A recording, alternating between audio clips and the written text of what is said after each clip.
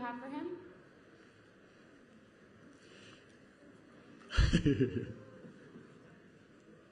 Yes, from today's show. Hi, congratulations, Liz, from today's show. Is there anybody else that you wanted to thank that you didn't get the opportunity to, and anything else that you can tease about the upcoming season? Sorry, I need to translate. 感謝の気持ちを他の方に言いそびれたらこの場で、あとは次の将軍シーズン2についてちょっとなんか教えていただけるのかな。そうですね、やっぱり本当に支えてくれた家族やもう本当にスタッフの方たち、もうキャストの方、あとはもう本当に日本の応援してくださっている皆様方、もうみんなに本当に感謝してますし、あとは本当に一番最初アメリカに来るきっかけをくれたそのケビン・ターレンさん、もう残念ながら昨年亡くなってしまったんですけど、その方に本当に感謝したいですね。はい。So to answer the first portion of your question, yes, I definitely would love to thank my family, the cast and crew of Shogun, all the fans in Japan, everyone, and I would especially love to thank Kevin Turin, who passed away, I believe, in 2023. He was really the first person to bring me to the U.S. and give me the opportunity. そうですね、将軍の次のシーズンについては僕も何も聞いてないんですけど、僕はもうシーズン1で死んでしまっているので、どうなるのかさっぱりわからないですね。Yeah, so I haven't heard anything about season 2. Unfortunately, in season 1, I died. So I don't have anything to tell you about season 2. Okay, next question. ABS, CBN, in the back. We'll get you a mic 1 second. They're bringing it over.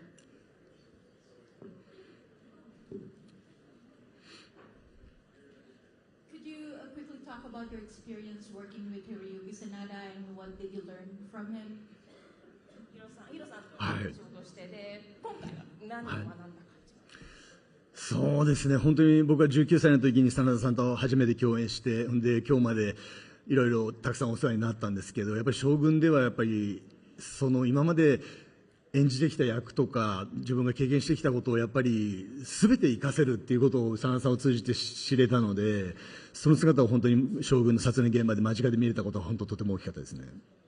So the first time I actually worked with Hiro Sanada was when I was 19 years old. And now we are here today in this place. And Shogun really gave me the opportunity to put all my experiences that I've ever had as an artist and person and really put it into Shogun. We can take one more question. Yes, right there. Can we get a mic over there, please? Thank you.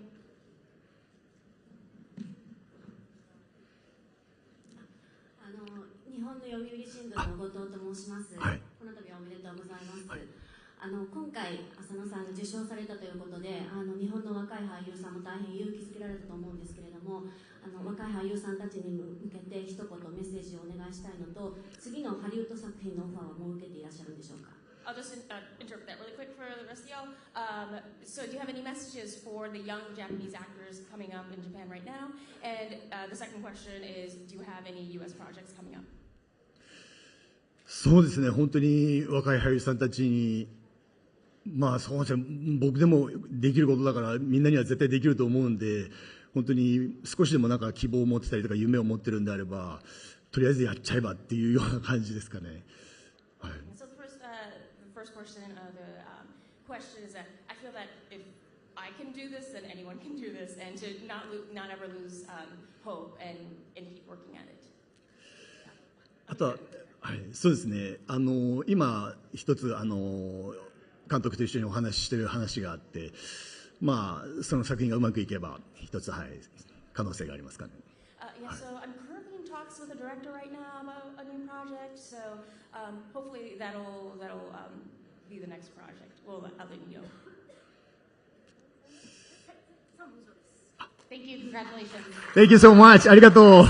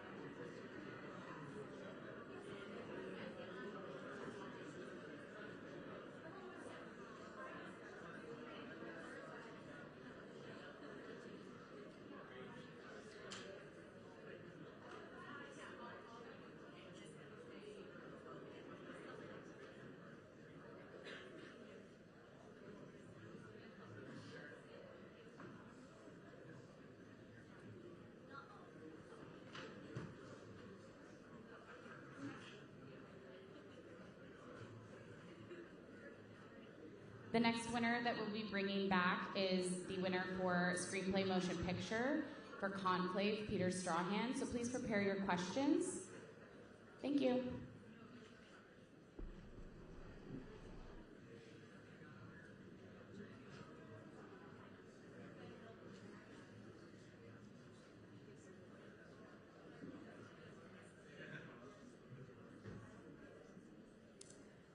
The other winner that we're preparing to bring back is Ali Wong, who won for Best Stand-Up Comedy Performance. So please also prepare your questions for her as well. We'll announce who is coming in as they're entering. Thank you.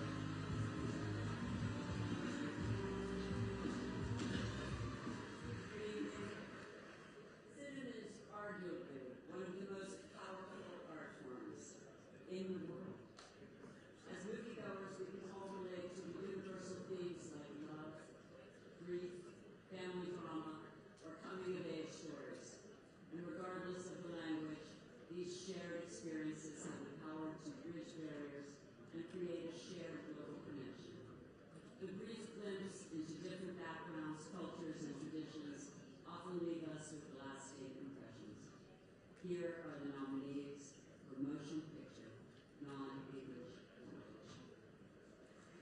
All images are France, India, Netherlands, Luxembourg, Amelia Perez, France. The Girl with the Needle, Poland, Sweden, Denmark. I'm Still Here, Brazil. The Seed of the Sacred Fig, USA, Germany. Vermilion, Italy.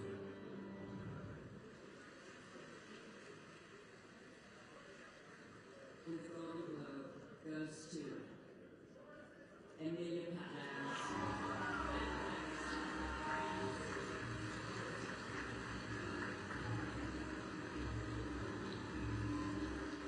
Coming to the stage, Emilia Perez is the actor, writer, and producer of the show. Originally, he had worked as an opera with 4 different acts.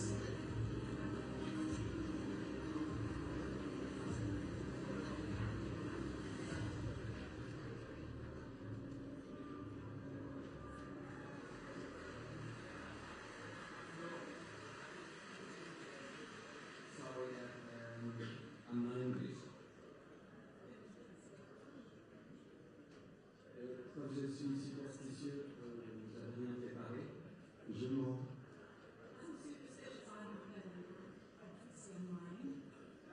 Je vais être un petit peu là pour vous. D'abord, bonne année à tous. Good, happy New Year to everyone. Et de la santé. Health Et puis du moral, parce qu'en 2025, il va en falloir. and nerves of steel is all we in 2025. Merci du fond du cœur. Merci de célébrer à travers nous une certaine idée de la guérison. Thank you from the bottom of my heart. Thank you for celebrating with us a certain idea of community. Je n'ai jamais eu de sœur, je crois que c'est la raison pour laquelle j'ai fait ce film, de sœur. I don't have sisters, and that might be the reason why I made this film about sisterhood. S'il y avait plus de sœurs dans le monde, peut-être serait-il meilleur. There are more sisters in the world to make it be a better place. Je tiens en tout cas à remercier toutes les sœurs de la Hollywood Foreign Press Association. I'd like to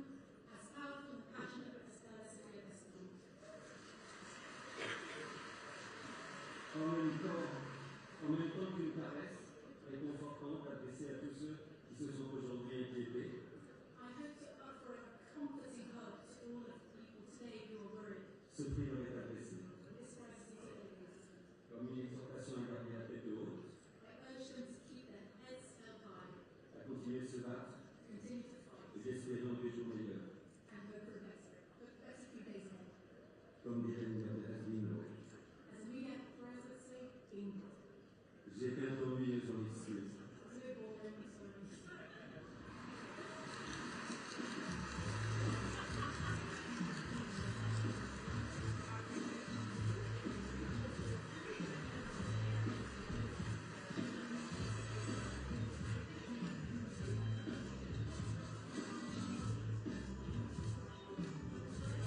Please welcome the upcoming active Glasgow Gorge and Taylor Joy and Miles Teller.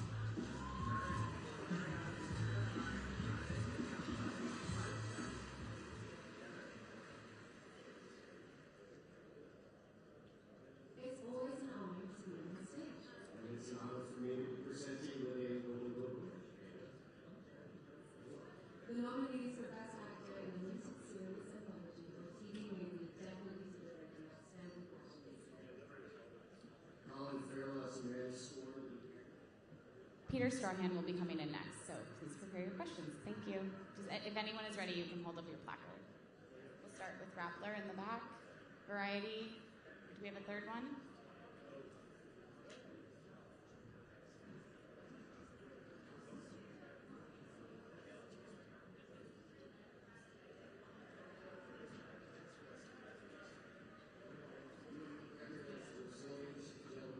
And we'll do Build as the third one. Thank you so much.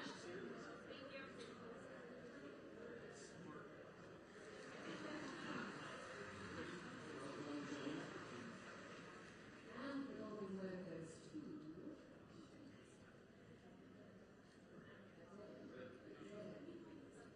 Colin Farrell.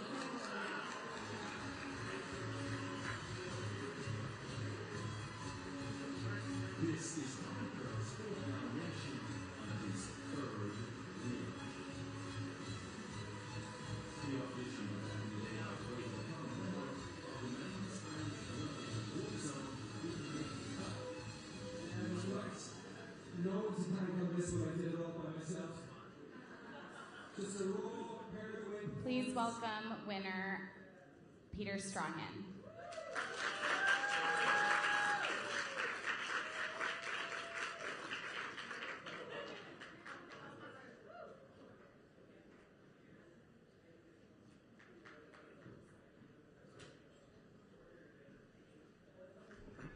First question, please. Congratulations. My question is, Conclave was based on Robert Harris's original book, where a crucial character, Vincent Benitez, is a Filipino, assigned as the Archbishop of Baghdad. In the film adaptation, the character's nationality was changed to Mexican. Carlos Diaz did a great job as Benitez, but can you comment on the nationality change of a crucial character? Yeah, it was led by casting, to be honest. I mean, we started in the Philippines. We were looking for quite specific parameters for the character of Benitez. So it was, and we cast a wide net. We started in the Philippines, but we looked in a lot of places. In the end, Carlos was the person who we felt gave us what we needed. Hey, how are you? Hi. Congratulations, I'm Cassie Steffen with Variety. Love Conclave, big Conclave head over here. Thank you. And I'm not sure if you've seen it yet, but Megyn Kelly went on a little bit of a rant against the movie, calling it anti-Catholic. And I'm curious if you've seen that and how you would respond to it, and if you feel that the film is anti-Catholic in any way. I haven't seen that. I don't feel the film's Catholic. I was brought up Catholic. I was from a devout Catholic background. I was an altar boy. I kind of feel like the core message of Conclave, which is about the church always having to refine its spiritual core because it deals so much with power. That always being a kind of a careful, difficult balance, and it has to constantly go through this check and this purification. To me, that feels like a very central Catholic idea that I was brought up with, So, no, I stand by it as a admittedly lapsed Catholic, but still. Welcome.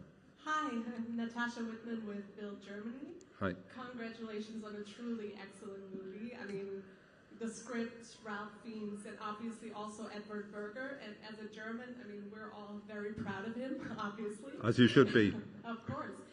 What was it like working with him? Can you talk a little bit about that collaboration? It was awful. Yeah. No, Edward was a fantastic collaborator. I loved working on the script with him. And it's the first time I've ever been on set for almost the whole shoot, and that was because Edward asked me to be there. And I loved that. It was fantastic, and I felt like it was useful. But he's a wonderful director to work with. Excellent. Thank you so much. Congratulations. Thank you very much, everybody.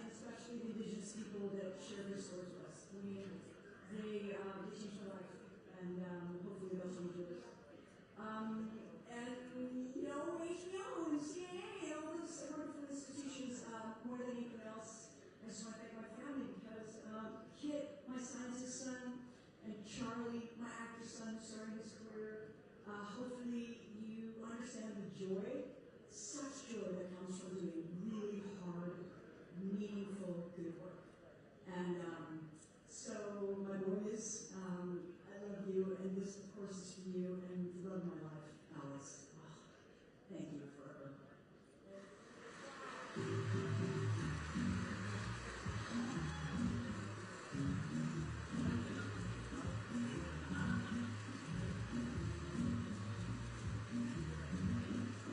Jerry Washington and Andrew Garfield take the stage and this and Randy Elmore statues as the Golden Globes continue.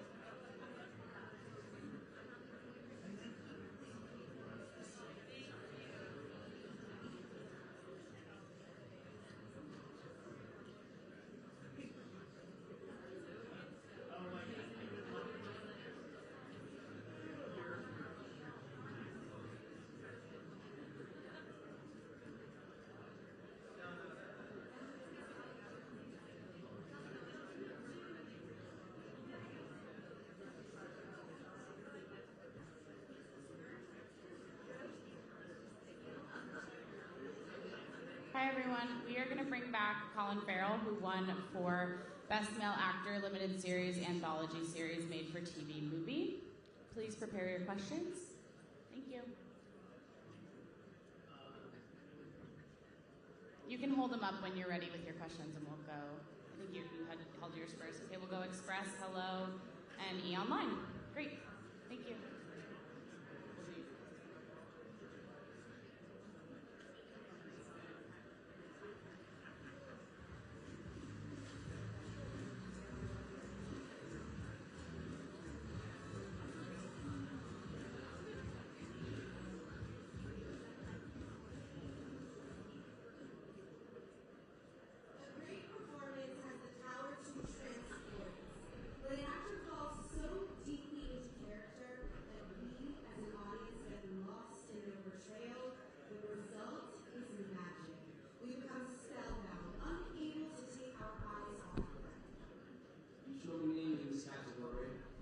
Offers us profound, vulnerable self-revelation, heart and soul.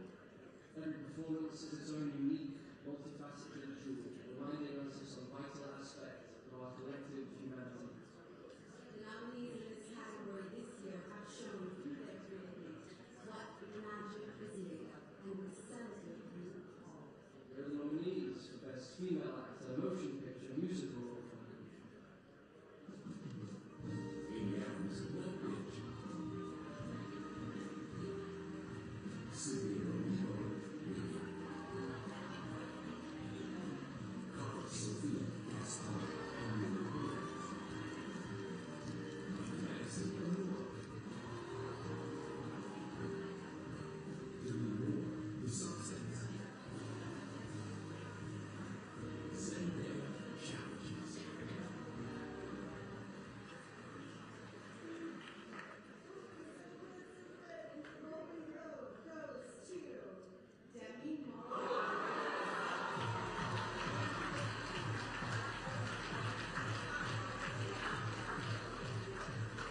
This is the award's third nomination and first win.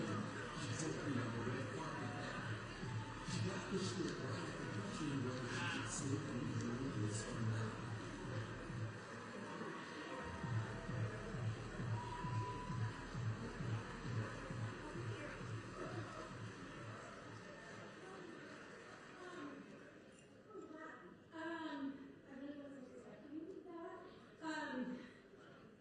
I'm just in shock right now. I've been doing this a long time, like over 45 years, and this is the first time I've ever won anything as an actor.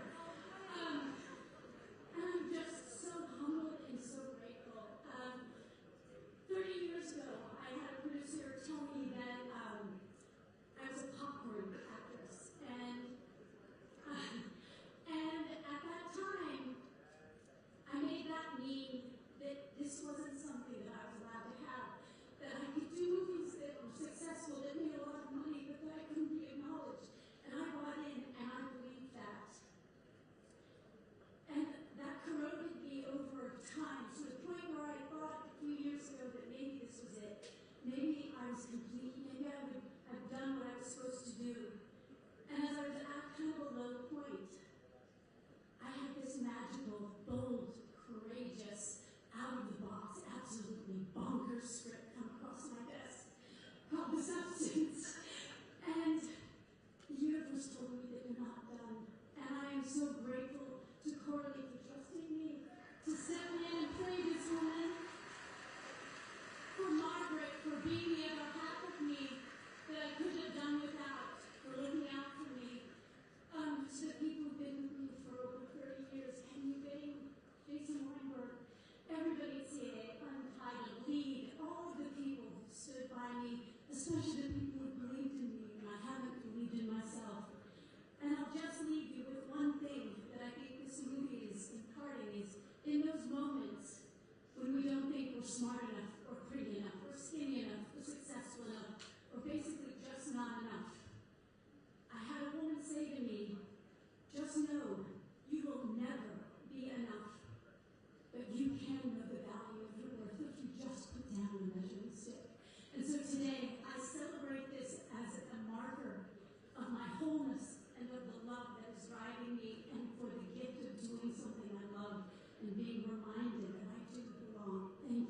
so much.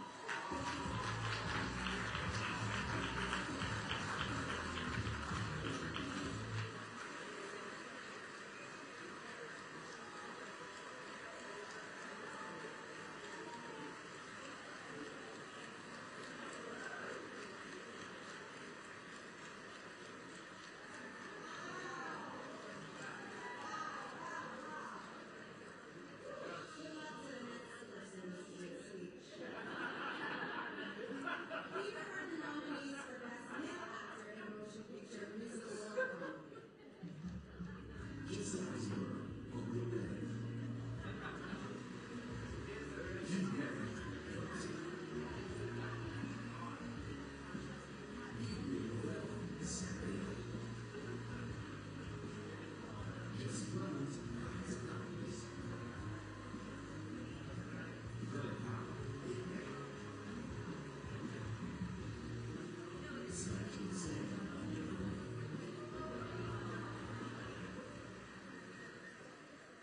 And the Golden Globe goes to strong as tape.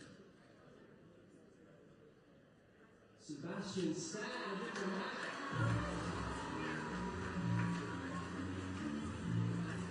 This is Sebastian Stan's third nomination for Ellie's first win.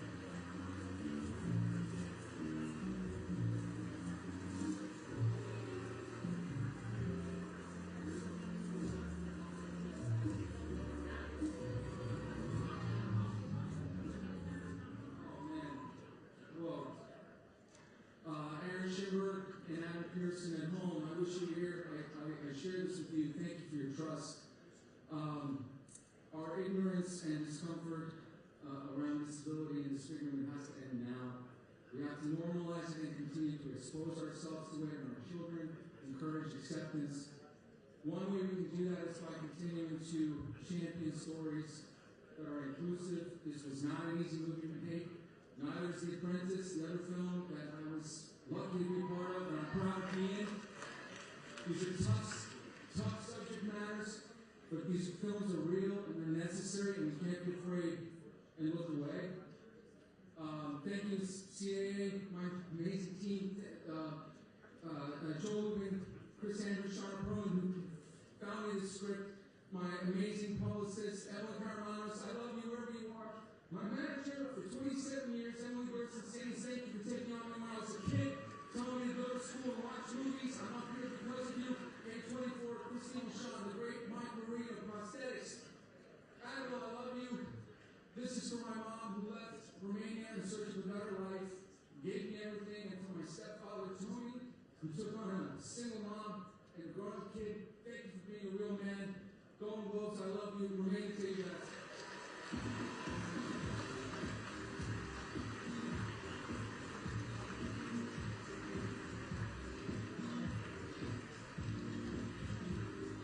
What's better than two superheroes?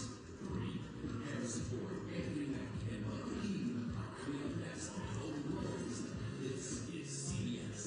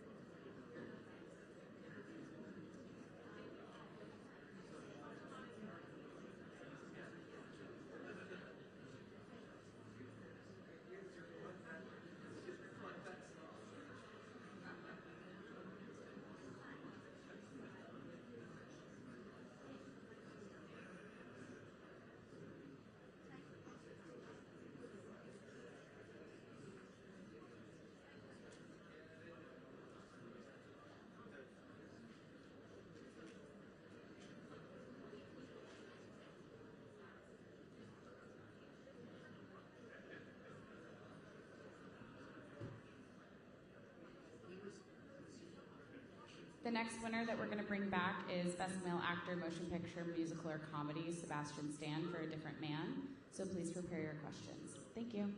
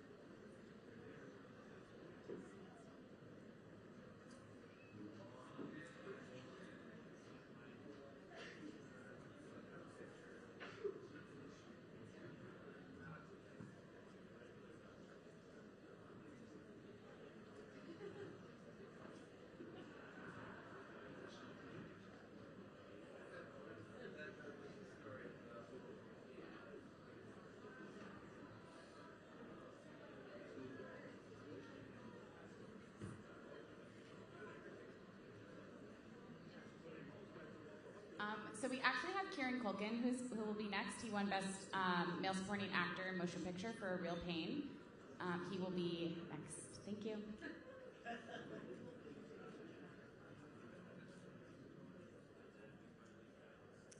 If you're prepared with your questions, we can pick them now, so we're prepared. I think these two decider, and I'm sorry,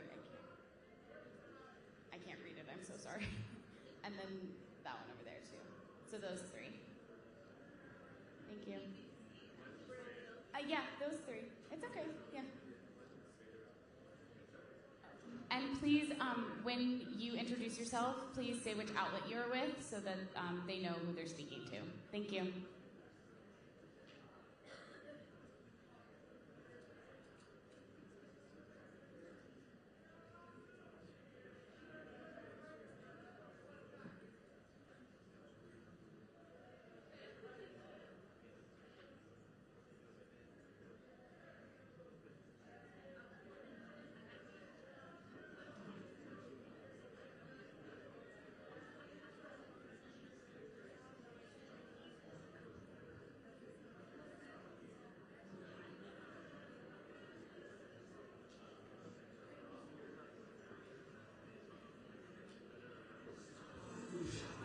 We already have three. I'm so sorry.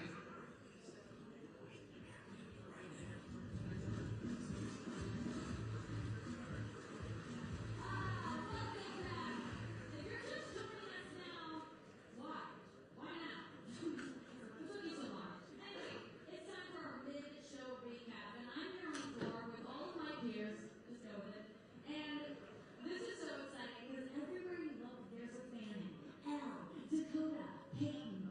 Oh, the air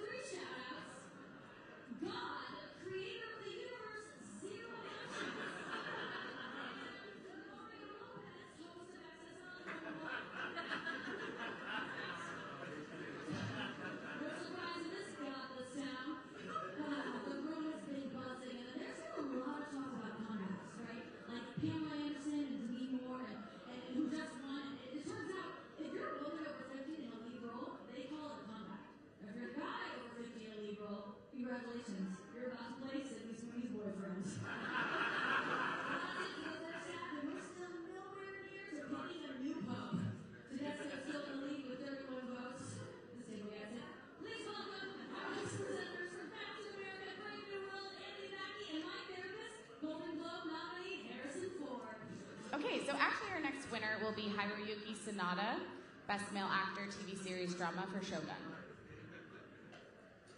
He's next door right now. Okay, Tokyo Journal. Will be our first one.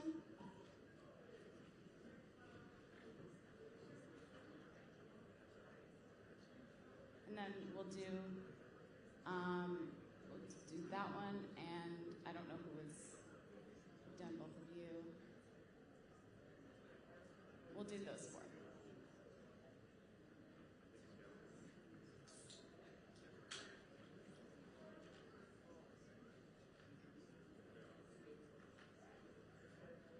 Please welcome Best Male Actor TV Series Drama, Hiroyuki Sanada.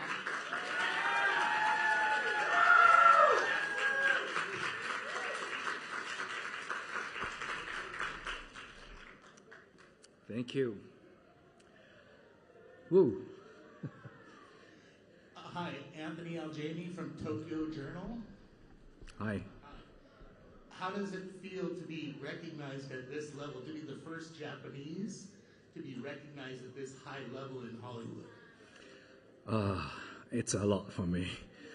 You know, I grown up in Japan and then started from child actor when I was 5 years old. So I had a lot of mentors or great directors. I learned a lot. And then after that, 40 years later, I came to Hollywood and then spent 20 years. Again, I worked with great filmmakers and actors.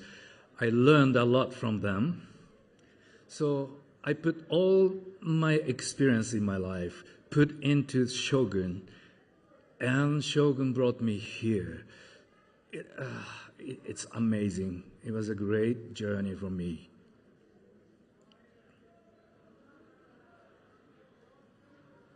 Congratulations, I'm in for a weather with Rappler.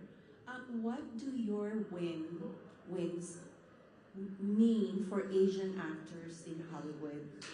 Do you think opportunities for Asians and other actors of color are improving? I believe so, especially Shogun had a 70% Japanese dialogue and with subtitles. And it was a gamble for me. But audience can understand other culture and enjoying.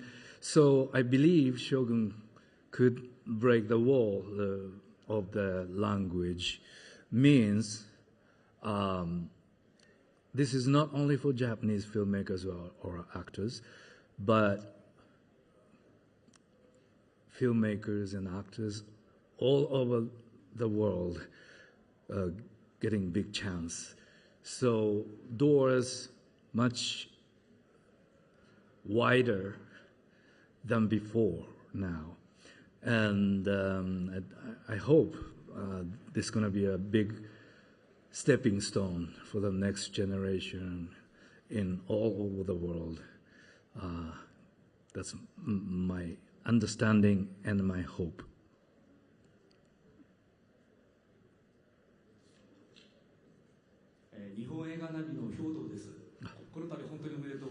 ありがとうございます。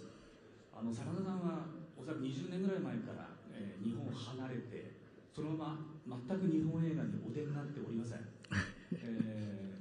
それは真田さんがハリウッドで大きな成功を収めるまではっていうお考えになっていたと想像しておりますが、今回このような成功を収めになって今日本映画も大変な状況ですので、そちらを助けていただく、出ていただく、日本映画を作っていただくというようなおつもりはございませんか？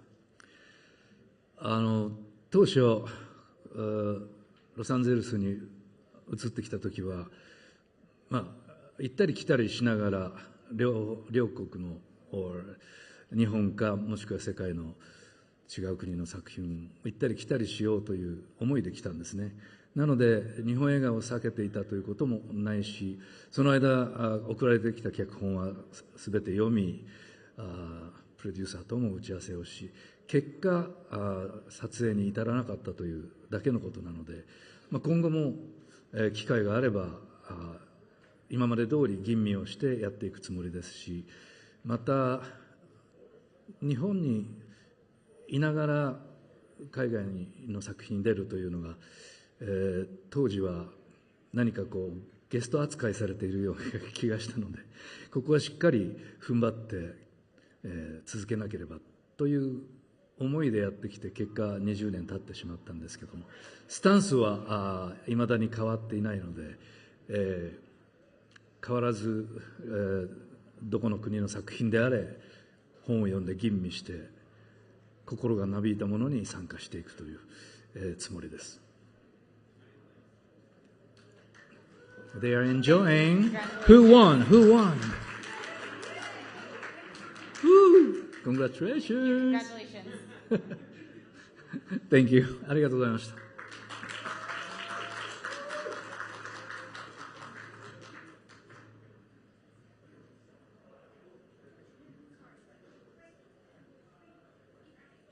Next up, we have Best Male Actor Colin Farrell for The Penguin.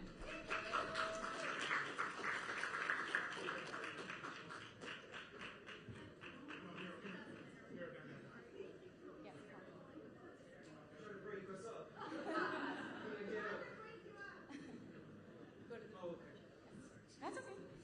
We'll start with Express. Hello, everyone. Hi.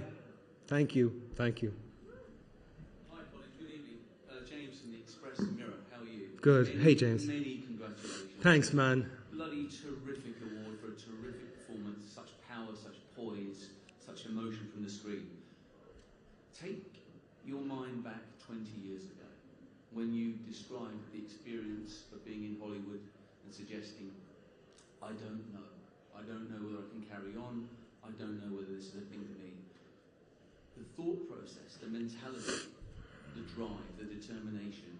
Can you reflect on those for me and how it feels now today to be on top of the pile in Hollywood? I feel like we should at least light a campfire and pull up a couple of chairs if I'm going to give an honest answer to that question. I don't remember I would literally need to see the quote and kind of access it rather than, not to distrust you, but rather than just hear what you say I said and say what I was thinking, and my journey since then has been, and now that I'm at there is no arrival.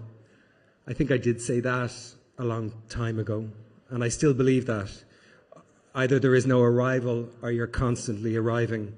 We are constantly arriving in the moments of our lives, and some of them you would prefer over others. And the ones that oftentimes would be less preferable are the ones, of course, you glean the most from and you learn the most from and you experience the most growth from. So that's a bit of a long-winded, obtuse way to attempt to answer your question. I'm literally just very grateful to still, I suppose, what am I now, 48? 28 years or so, 30 years. I've been acting and for about 25 of that making a living, and I'm grateful that I still get the opportunity to do it.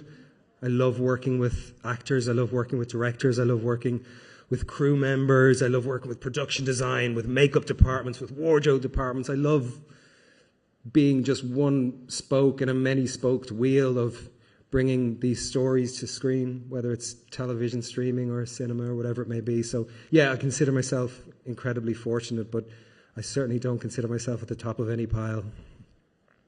Thanks, man. Next question, hello. Hi, over here. Hey, how's it going? Good, how are you? The very thought as you were walking up to the stage reminded me that you did once audition for Boys In, and I just wanted to say, Correct. I think it worked out for you in the end. Correct. Oh, but thank you. I wanted to, I'm kind of piggybacking off of James' question really. This is your third win, and I wondered if when you think back over your career, what are you most proud of, and what are you looking forward to in the future? Jesus, I don't know if I feel pride, to be honest with you, which is not to say I'm not a prideful person. I mean, I do feel pride in my life, and I feel very proud of my kids and who they are as young men and watching them navigate the world and stuff like that. But I don't know. I do remember the Golden Globes have been very good to me through the years. They really have. They've been incredibly generous to me. One would think there was a fix. There's one person that knows, that saw the check. No, they've been really good to me. And I do remember the first time that I stood up here and spoke to the press after being given a Golden Globe Award for In Bruges. And that was a big one. But even then, I remember in the interview being asked, there's so much beyond my comprehension at play. There really is. I mean, we can all work as hard as we do, given whatever opportunities we're given in life, but there's so many things that arrive us at those opportunities that are beyond our control, that we will never be able to measure, never be able to quantify, never be able to prove the existence of. And so I think that's why I don't feel too much pride in myself, which is not to get low on myself. It's not like a cat of nine tails. I'm not like, no pride, Farrell, no pride.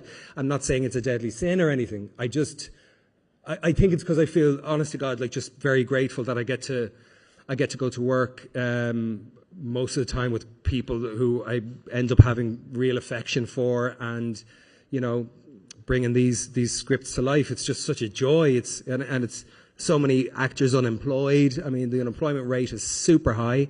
So it's just gratitude more than pride. Yeah. Thank you. Okay, last question will be Decider. We could get her a mic, please. Hope Sloop from Decider back here. Hello. So you are the third actor to win for playing a comic book, Golden Globe for playing a comic book villain. Before you, there was Heath Ledger, and there was also Joaquin Phoenix. What does it mean to you to join that crop, and how are you feeling after the win? 2-1 to the Joker. 2-1, the Joker takes it.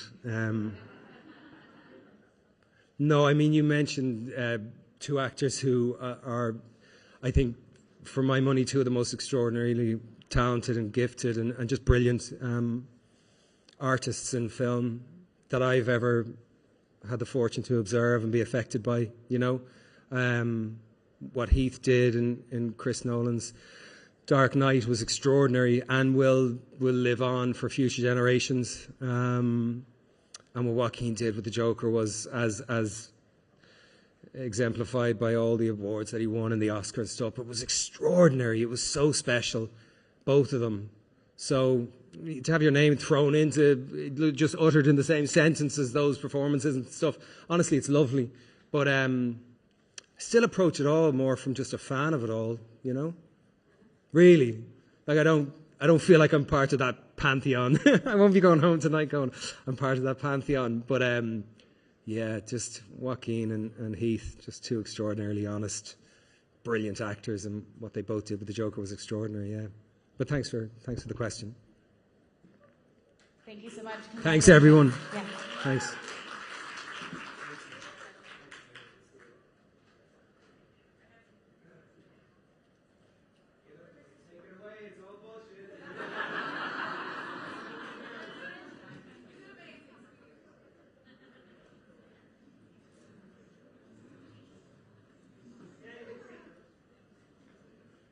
Please welcome Best Male Actor, Motion Picture, Musical, or Comedy, Sebastian Stan for A Different Man.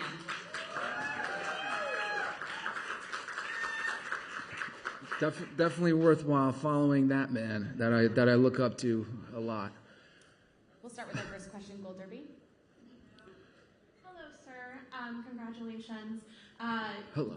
You came into the season, it seems like a little bit pessimistic about your chances here, and yet here we are. So how does it feel to win for this film in particular? It's every step of the way has been both revealing and incredibly gratifying.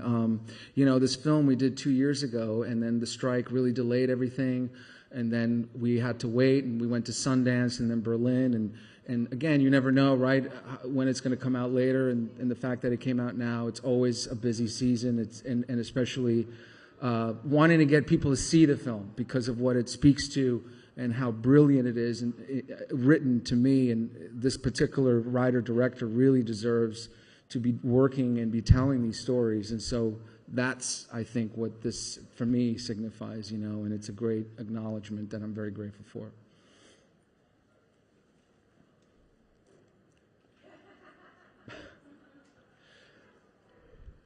I can't see the outlet, but yeah. Hi, Sebastian. This is Sandy Rodriguez for Heart of Hollywood magazine.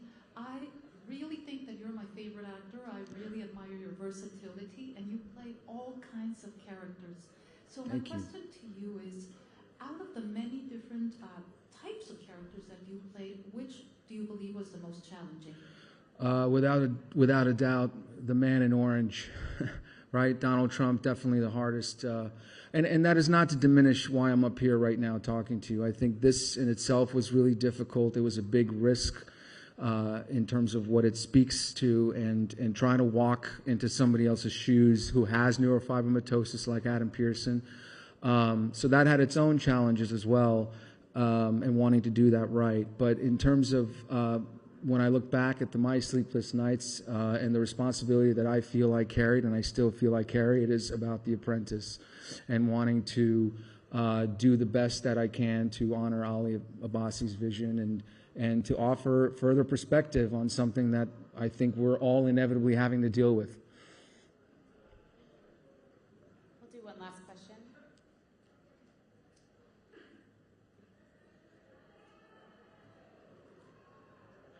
You had to go through some pretty dark places for this role. Could you talk about that and what it took for you to get there? A lot for me came alive under Mike Marino's prosthetics. I know Colin was just up here talking about the Penguin. Mike did the Penguin. He also did prosthetics here. It was a huge piece for me because it allowed me to go in the world as Edward, and that informed everything. And that also informed the isolation and the powerlessness and the self-consciousness and the invasion of privacy that I experienced 20 times more walking around as Edward than I ever would as myself, even as a recognizable person. I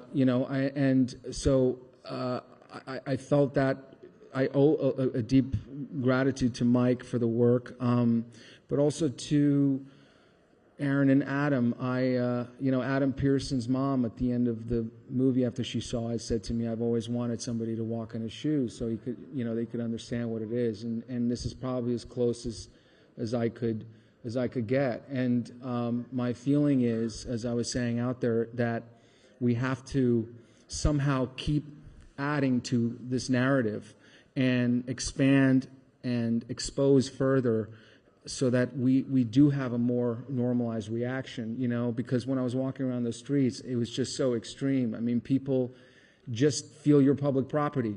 They can point at you, they can do whatever they want. They just own you for looking different, for being different. And I think that could change if we just are more subjected to it. And that's why when these films come around, like this film, that actually allows you as a viewer to look at Adam Pearson with this condition and take him differently than, the stereotypical preconceived narrative that we've been handed down, that, every disabled person is just a tortured person who's alone and whatever. But they could also be other things. They could also be empowered. He's one of the most, he has more ownership of himself than people in that room, myself included. So he should be having a chance to keep doing what he loves like everybody else. Thank you, Sebastian. Congratulations. Okay, thank you guys. Thank you so much.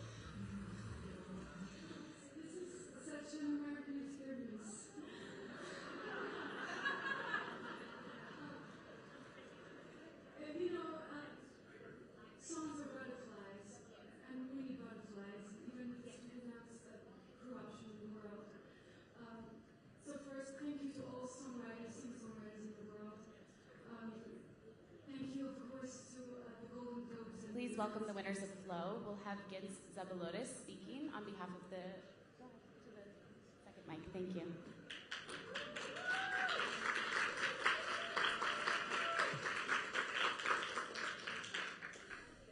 Yes, Day Night TV with the first question. Congratulations to your win. How do you feel to be a first Latvian artist to win this prestigious Hollywood award? And do you think this animal language is a real language? Thank you. I don't know.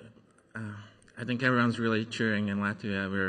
We're like this has never happened, and we're so happy. Everyone's happy, and yeah, this is a film told without spoken language, but it's a language of cinema, which I think is a universal language, which we don't need to translate. So our distributors are very happy. We can save some money, and everyone can understand it, from young and old to anywhere in the world. And I think that's pure cinema. It's images and sounds and personal stories. I'm Danielle Broadway from Reuters. So you all used Blender, an open source, animator to create this film. What was that like, and how did you sort of test the limits and the expectations for animation? Yeah, I find amazing that we have these tools now available to anyone. Like any kid from the middle of nowhere can pick up these tools and make films that can end up on a stage like this. But the tool isn't really that important. It's really about the story and the emotion and the experience. And I think that's what I would suggest young filmmakers to really focus on that rather than thinking about technical stuff too much. And just being open about your feelings and trying to be honest. But yeah, I think this will open up new opportunities to filmmakers in places where there isn't a big film industry.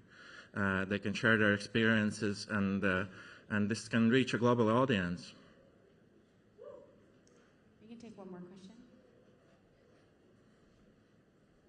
Thank you. Congratulations. Thank you.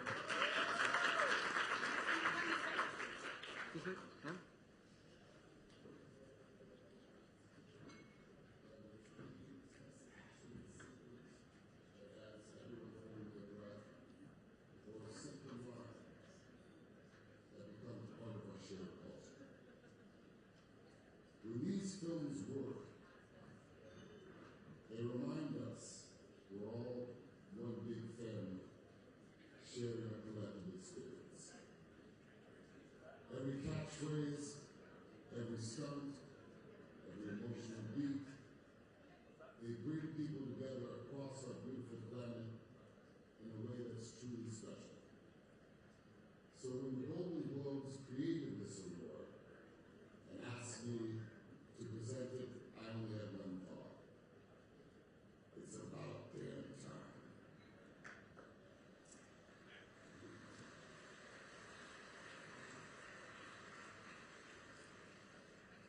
And now, let's celebrate the films that unite audiences worldwide with the award for cinematic and box office achievement.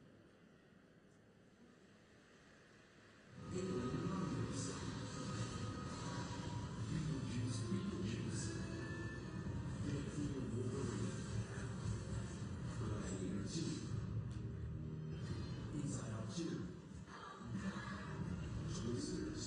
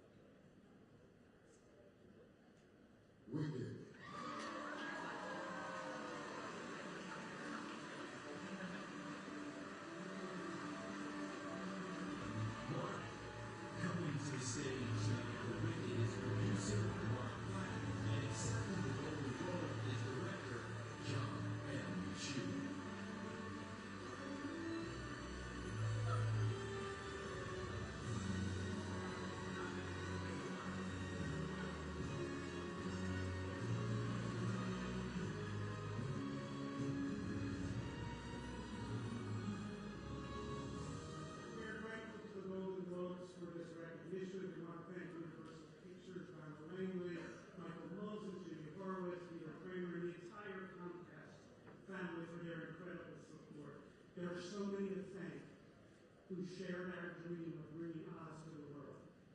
But we were all joyfully journeying down the Yellow Brick Road, following the vision, the talent, the imagination, the heart of our director, John Chu, who I like to speak with.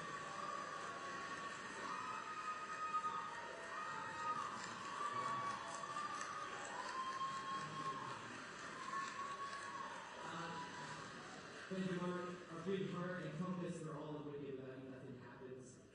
Steven Schwartz, Winnie Holtzman, they're geniuses. And all the cast that has helped in the crew for the last 25 years on stage. We love you, thank you, we stand on your shoulders. And my parents came to this country and loved Wizard of Oz. They tell us about the Yellow Brick Road and the rainbow, place over the rainbow that all your dreams come true. You dare to dream it. And so when I'm up here looking at you, living the dream and looking at this beautiful, beautiful cast, it's more beautiful than I ever thought it could be. I think about the hundreds of people who made this movie, the craftspeople, the painters, the sculptors, the dancers, the stunt people, everybody worked so hard, and we all fell in love with movies at some point. We were all in the dark, and we saw something that changed our brains and made us see a perspective that we never thought before, or opened a culture that we never believed that existed before, and made us drop everything, to risk everything, to be here in this town right now.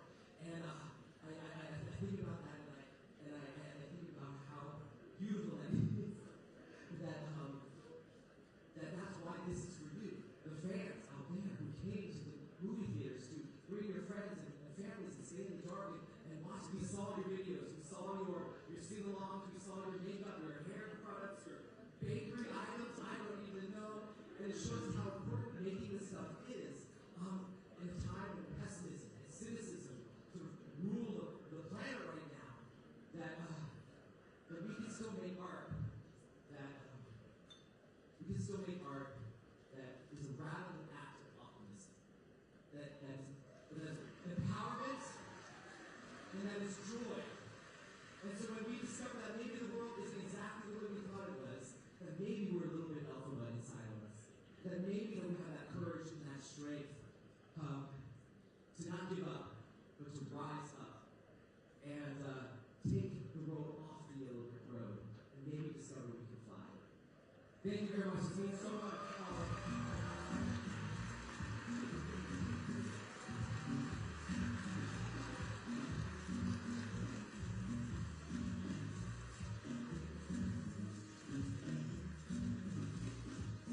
The ballroom is buzzing in anticipation for the best limited series and best TV series musical and comedy. And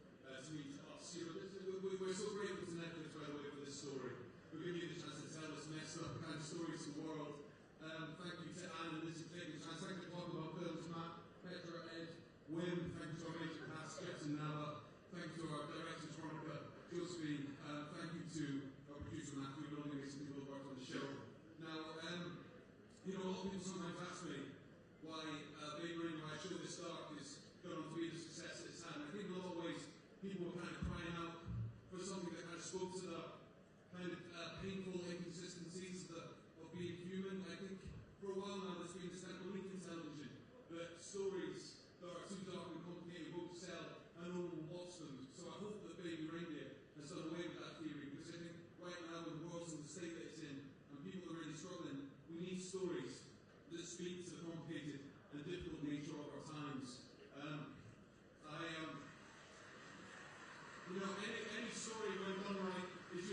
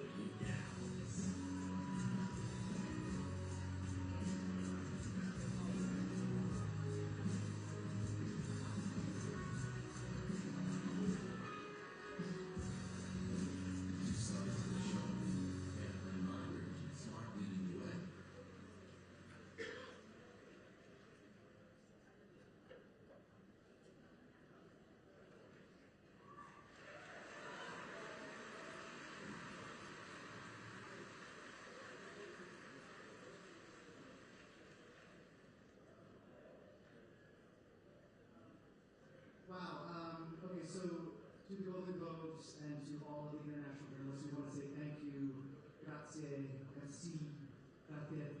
And my rest advised me to stop at that. We are so lucky to get to tell this story, and since language was created, we've all been telling stories, and we're honored to be in this room with all of these storytellers. Thank you to everyone at HBO Max, Casey Boys, Susanna Macros, Sarah Aubrey, Lillian Buckway, Aaron Underhill, everyone at Universal. Thank you to our amazing cast, our incredible crew, and of course our brilliant writers.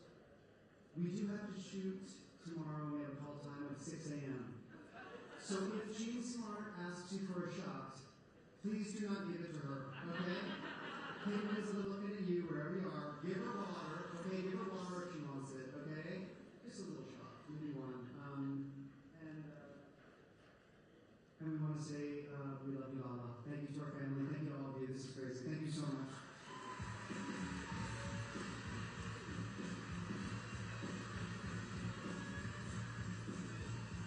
Best dressed or best TV drama. To find out, you have to stick around for more Golden Globes after this show break.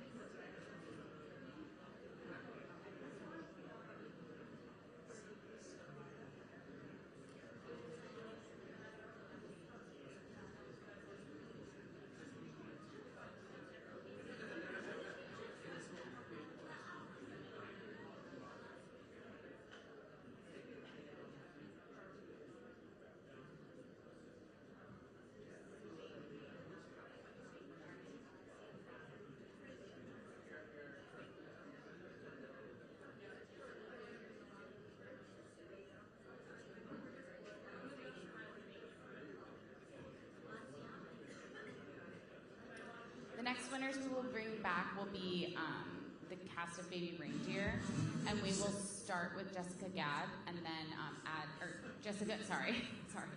we'll start with Jessica, and then we will bring on the rest of the cast and bring Richard up as well. So we'll do 6 total questions, 3 for Jessica, and then 3 for Richard. I'll pick when they come in.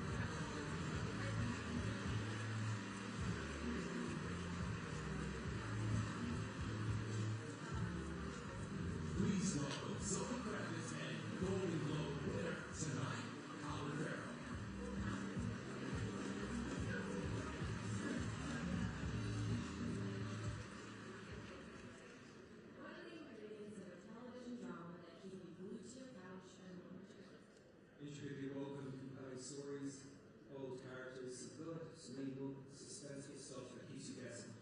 And just when you think you have it all figured out, the show will hit you with a twist that you never saw coming. It's also about boundary pushing, raising hell, and defining norms to create stories that move us emotionally. That's how the nominees of this category gave us much art that became part of our lives this past year. So here are the nominees for Best TV Series. The Day of the Jackal. The Diplomat. Mr. and Mrs. Smith. Sugar. Small Horses. Squid Game.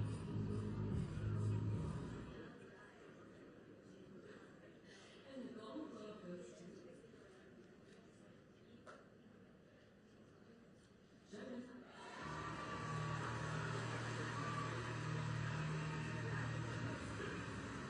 Coming to the stage now and accepting the Golden Globe for Sugar is co-creator, executive producer, and writer Justin Morris.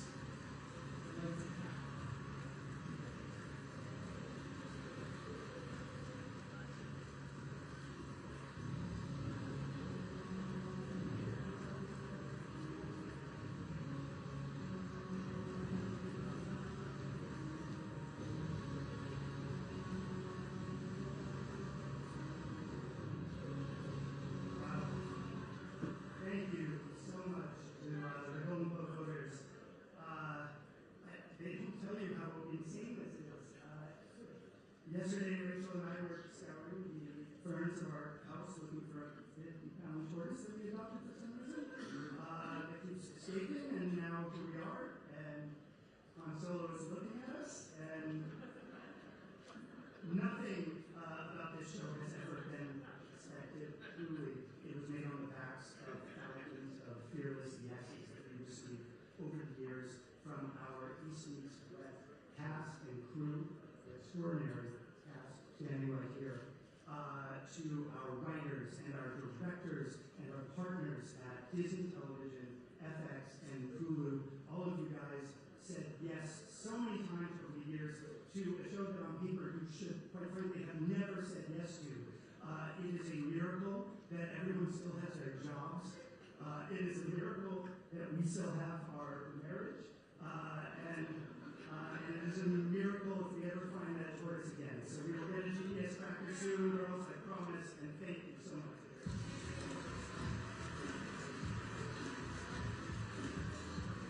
We don't want to bounce that love.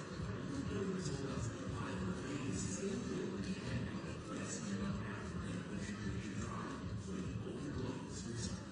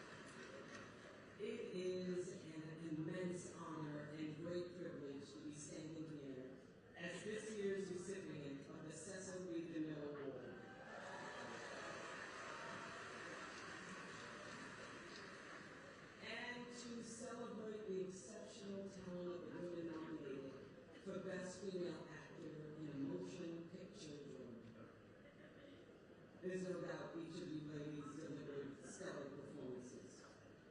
However, what immediately comes to mind when I think of each of you is iconic. Nicole, Pamela, Fernanda, Tilda, Angelina, and Kate. I remain in awe of your brilliance and how you continue to redefine yourselves on screen.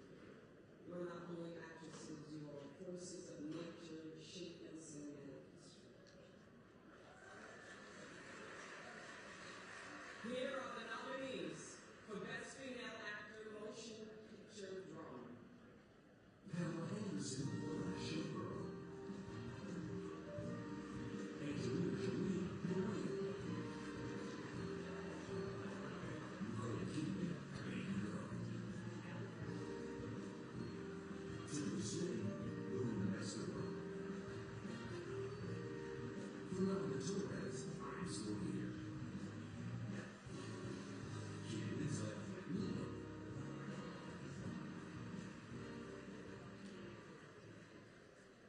And the Golden Globe goes to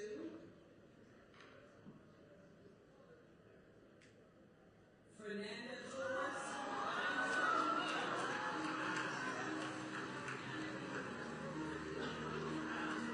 This is Fernanda Torres' first nomination and first win. When she stopped by Arizona she said she's the second recipient nominated. Her mother was the first. She also said that she feels like she's at Disneyland and wants to meet everyone tonight. So why not ask? Because Golden Globe winner wants to talk to her.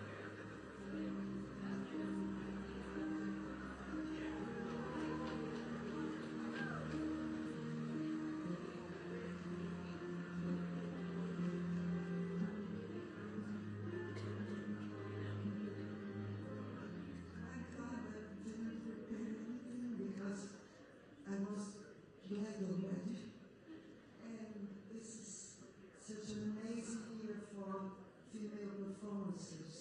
So many actresses here that I admire so much. And of course, I want to thank you. Walter San is my partner, my friend. What a story, Walter! And of course, I want to dedicate it to my mother. You have no idea, she was here 25 years ago. And this is like a proof that art. Okay, the next winner we are bringing up is the winner for Best Limited Series Anthology Series Made for TV movie, Richard Gadd, Baby Reindeer. And joining him is the cast of Baby Reindeer.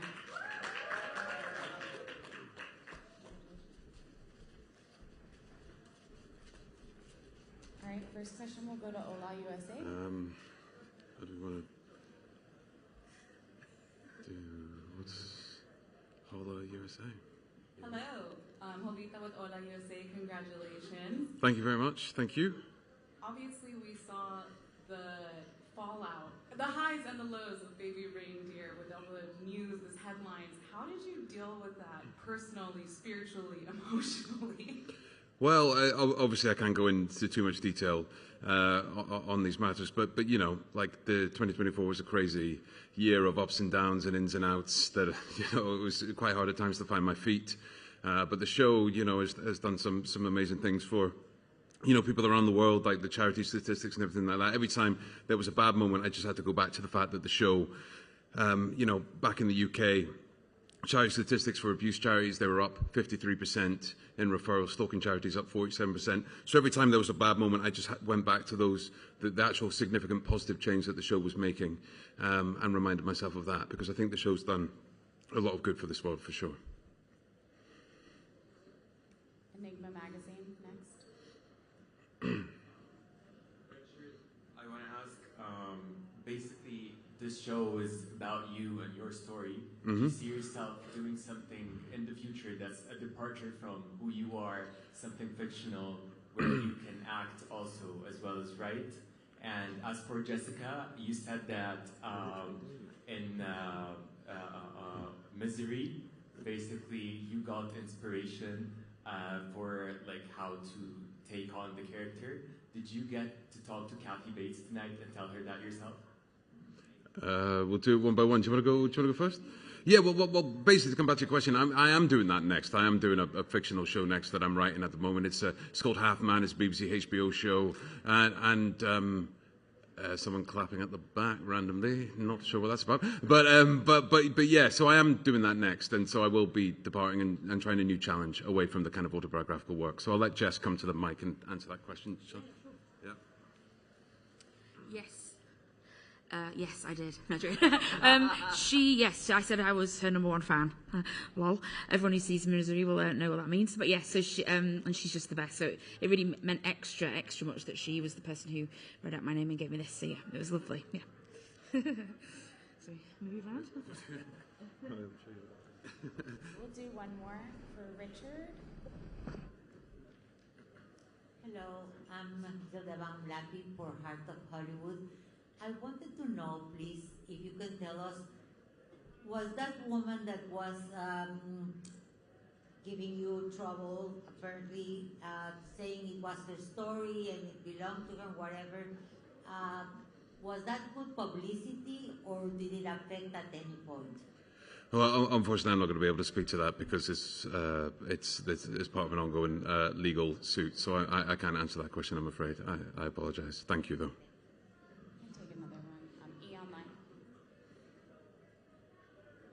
Congratulations on your award. This show had such an intense and passionate fan base. I'm wondering if you personally had a favorite interaction with a fan who spoke to you about how much this meant to them and how much they saw reflected of themselves in the show. Yeah, thanks. That's a nice question, man. Thank you. Yeah, there's been quite a few actually that have stuck in my mind. I've had some nice letters and stuff like that. The show has had a kind of impact in a lot of ways because I think the show explores so many different sort of themes and stuff like that. I think it impacts people in different ways. I had a letter from a man who decided, thanks to the show, to come out at the age of 83, which I thought was kind of amazing. There was a guy who came up to me. I was on holiday. I won't say where because I don't want to reveal who it was. But he came up to me and he said that they went through this awful kind of tragedy as a family, and the show allowed them to come back and speak about it again. I've had people come up and thank me with kind of tears in their eyes and say that it's kind of changed their life and offered them a lifeline. And you can't really ask for more than that. That's artwork to the best of its ability. So, yeah, there's been loads of them. That is the best part of it for sure. Yeah. Thank you. Excellent. We can take two more for Jessica for your win as well. Express, Mir. Good evening, Jessica. Congratulations. James from the Mirror Express. Everybody, congratulations. Just after the Emmys, I think you both touched on this, but Jess, you touched on it where you'd said that with a performance like this that you've given and a role like this, getting something as moving, as powerful, as dynamic as this may be a struggle. We're a few months on, without giving anything away, can you just talk about that aspect of the journey, moving forward, moving on, finding these roles which really challenge you and obviously bring you nights like this? I mean, when you're an actor, you feel lucky enough just to get to work as an actor. So I've been in this industry now for 17 years, and I waited 17 years for a part like Martha to come along. I hope it doesn't take another 17 years, but I do not take it for granted at all that I've never read a character as nuanced and complicated and incredible to play. I'm not really comparing her to anything that comes again or like waiting for the next thing. I'm just very, very grateful to have the opportunity to play her in the first place. So, yeah, I'm just, I kind of pinch myself every day that I got a chance to do it. Yeah, for sure. Thanks. Great, thank you. Congratulations. Thank you so much. We can have you exit this way. Oh, this way.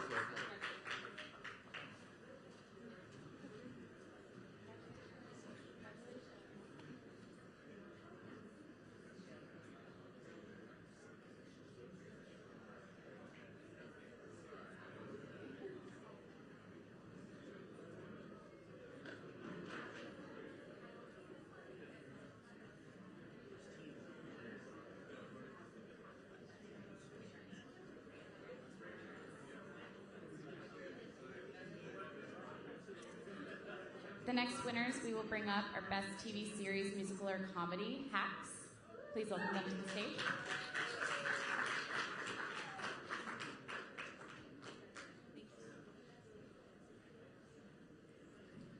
Thank you for clapping. That was really sweet. That made me feel really good. Thank you. All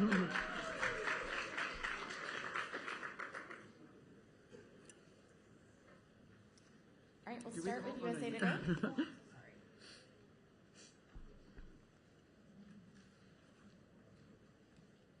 Hi, congrats on your win. I'm a huge fan of Hacks. Thanks. And you guys are in the middle of shooting season 4, which I'm so excited for.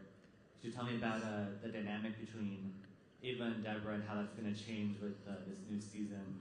Because I feel like we're going to get a whole different show now. We're getting married. Maybe. It's a feat of science. Yeah, where we left them at the end of season 3, they're in a position in their relationship they've never been before, and definitely season 4, you see them butting heads in ways they never have, while also trying to get a show off the ground, which is very, very hard to do, even if you're getting along. So yeah, it's a new vibe for Ava and Deborah. Yes, in the back. Spookiest one yet. I should say spooky. I gotta ask you guys, what's it feel like being a part and being able to play on the Deborah Vance winning slot over and over again? And for Gene, and all the fans want to see you with your own stand-up act. Do you think we'll see you for 2025 on the stage with a stand-up show? Oh. I mean, it's almost too much to take in sometimes. Yeah. You know, we feel Yeah. so lucky. We get to meet people at these events that we admire and look up to so much, and to be in the room, much less get to make a show and tell the story and have people respond to it. It's almost too much to take in. Really. We feel so incredibly lucky. Yes. And yeah, I would love for Jean to do stand-up. I think she absolutely should. There is a clip on YouTube. I'm going to tell people. Yeah. You did yeah. post a thing once where you did some jokes. At the Improv. And it's very funny. She's very good. So she's had it in her bones forever. Yeah. We'll take a question from the Golden Globes.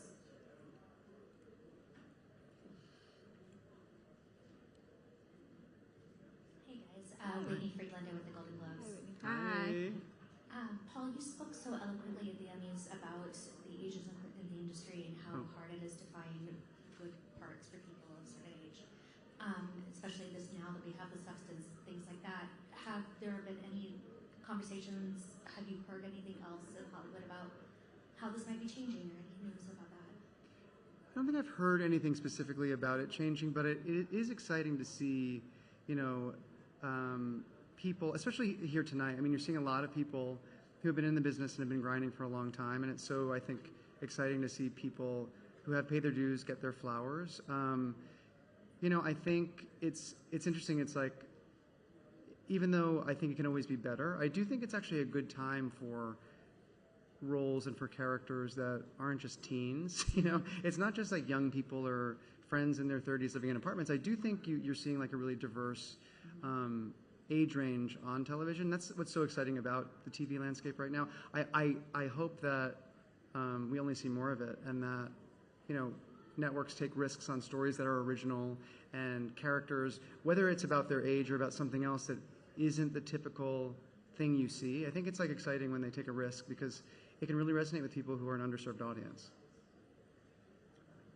Great, thank you so much. Congratulations. Thank you. Thank you. How do you guys exit this thing? Oh, thank you. Yeah. Okay. Thank you guys. We really appreciate it.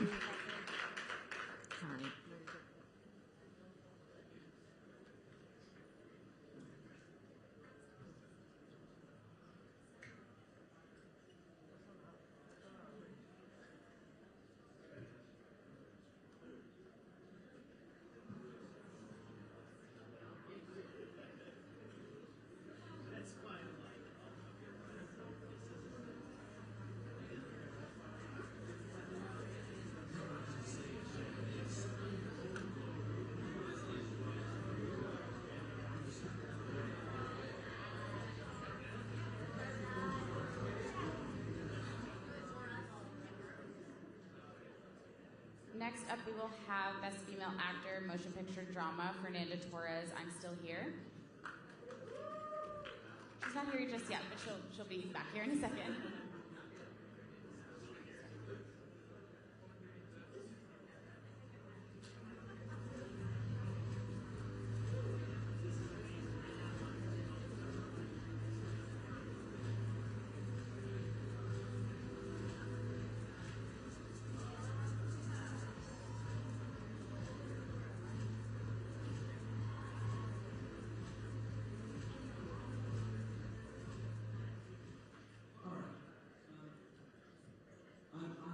I'm incredibly moved. I prepared one speech, not two.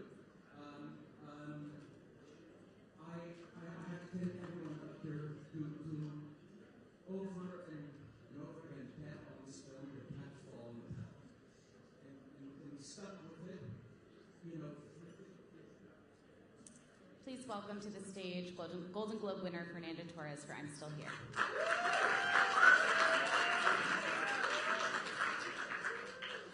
Good evening. We'll get started with the first question. Thank you. Oi, Fernanda. Tudo Parabéns. bom? Obrigada. Ana da TV Globo. Você tinha dito mais cedo pra gente que só ter sido nomeada já era um grande prêmio. E agora com a vitória, como é que você se sente? It's very strange because I have the feeling that in a parallel universe, I didn't get this award. I mean, I have a normal life.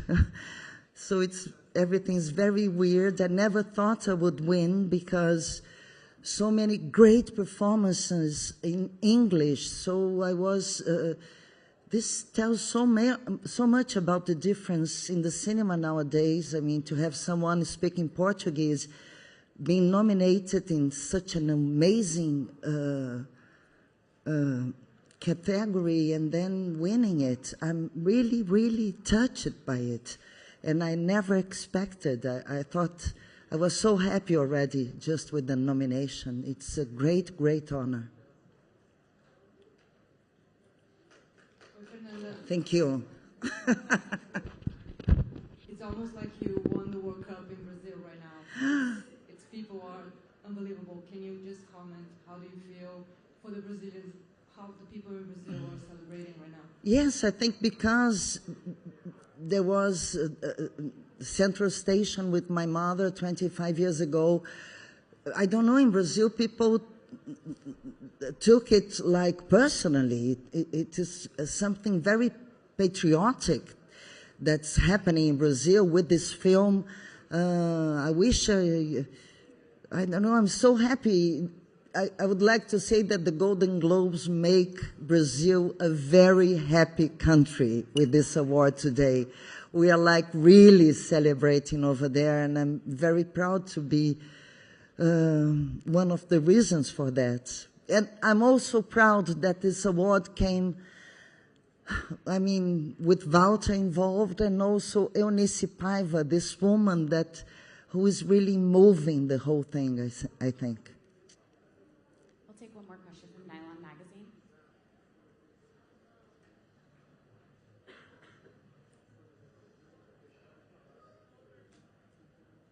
Hi, Eris Pangan with Nylon. Congratulations. Thank you. This is such a historical win, and it's such a big deal, but for the fun side of things, how do you plan on celebrating? Well, now I'm just wanting to meet again Walter, my husband, Selton, the people who were involved, and today just have some wine and sleep. Thank you. Congratulations. Thank you very much. Thank you. Bye-bye. We can have you exit this way.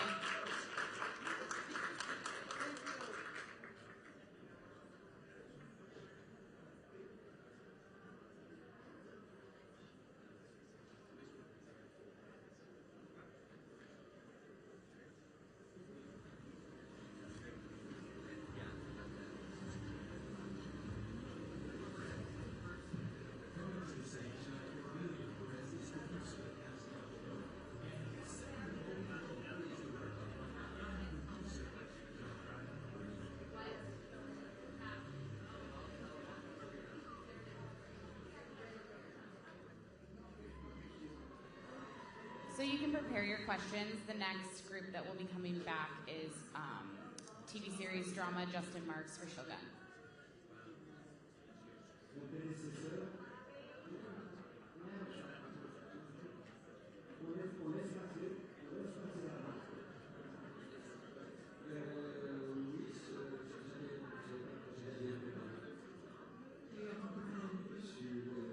Also, just reminding, please say at least the name of your outlet. You don't need to say your name, but just the name of your outlet so they know who they're answering the question to. Thank you.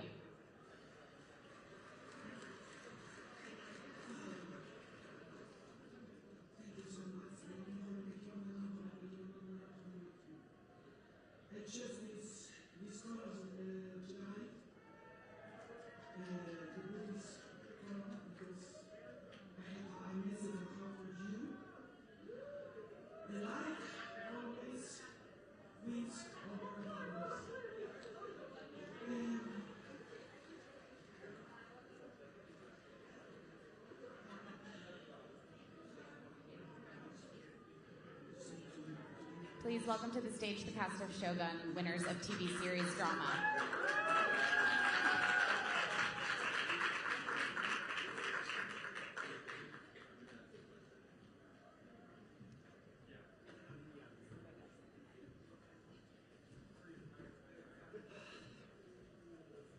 We're going to start with AP.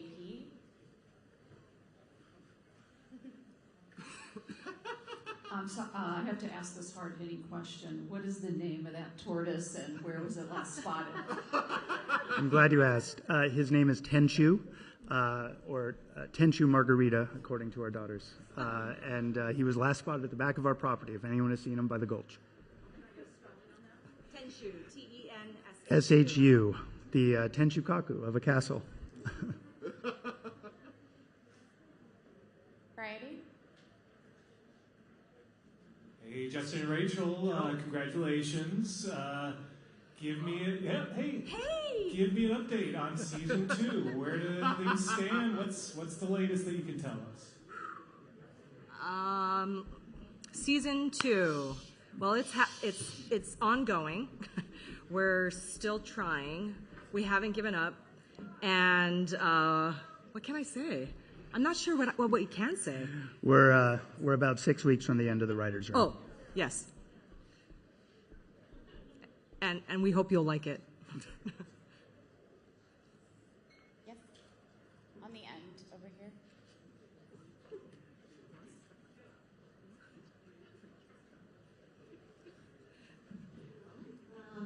Hi, my name is Dota from Yomiuri Shimbun in Japan. Sanada-san, can I ask you a question in Japanese? どうぞ。真田さん、浅野さん、アンナさんが今回受賞されまして、で多くの日本人俳優スタッフの活躍がありました。でこれからですね、日本人の俳優スタッフどんどんハリウッドで活躍していくと思うんですけれども、日本人の俳優スタッフの実力が今回ハリウッド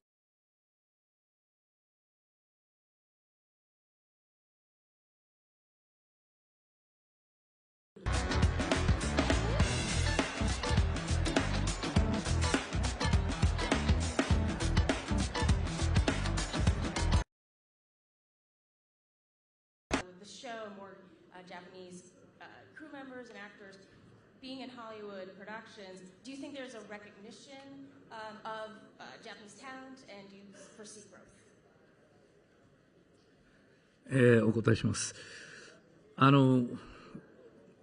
日本人のスタッフ積み重ねてきたこと、それから俳優陣の力、それを認められたというのは本当に確かだと思いますし、嬉しいことですが、それは今回のテーマであったやはり西洋のキャストとクルー、日本のキャストとクルーが一丸となってお互いの良さを引き出し合いながら作り上げた、どちらか一方でもできなかったことを成し遂げたということが一番大きなポイントだと思っています。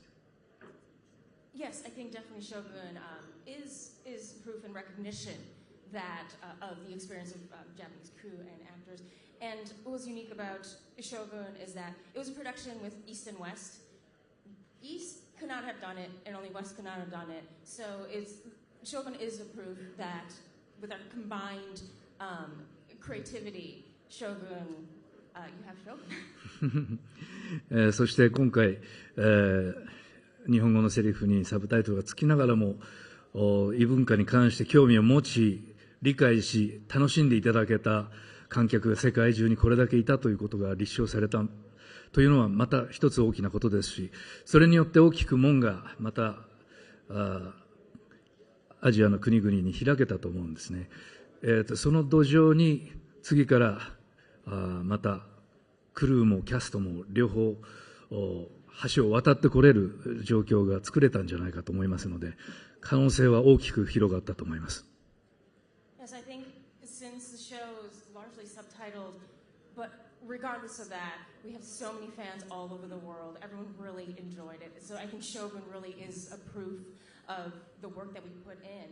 And also the gates, I hope, have swung open, not only for Japan, but other Asian countries, so that more cast and crew from Asian countries will look to Hollywood and come work.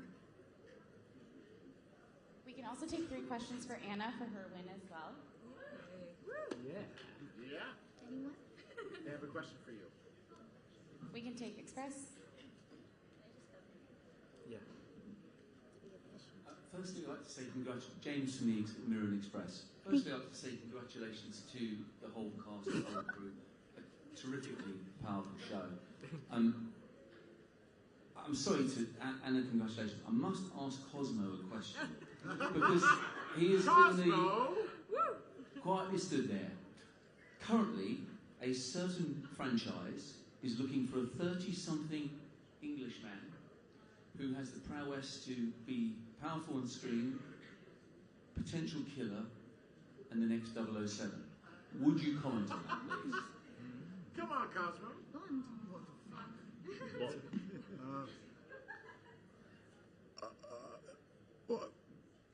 I don't know how to construct I wish them all the best in their search.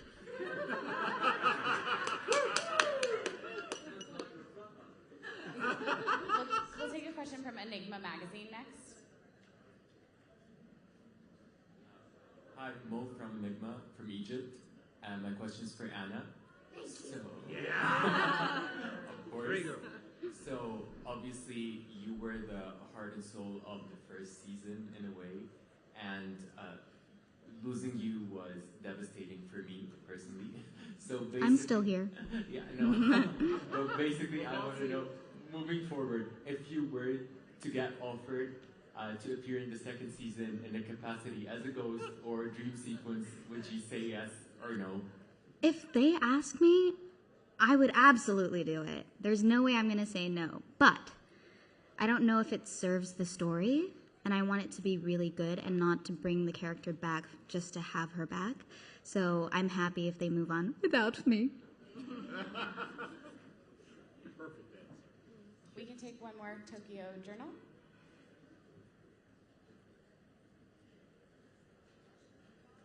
Okay, so this is for Mr. Sanada again. I'd like to ask if you have any plans on going back in time so that you can bring back so many of the great actors that have died.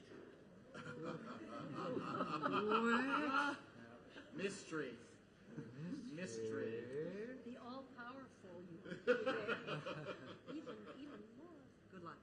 Maybe with respect for original Shogun, Toshiro Mifune. Thank you so much. Congratulations. We can have you exit this way. Thank you.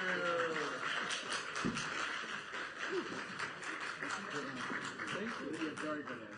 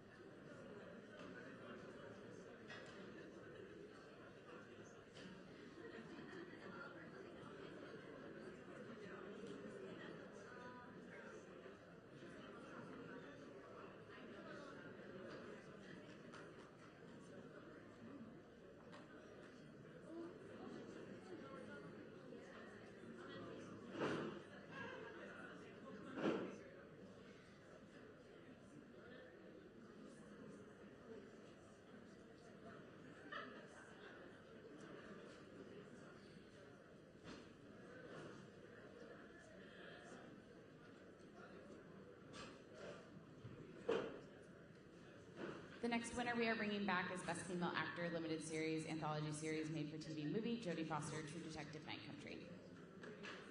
We'll start with Network 10 Australia and then move to Fox affiliates.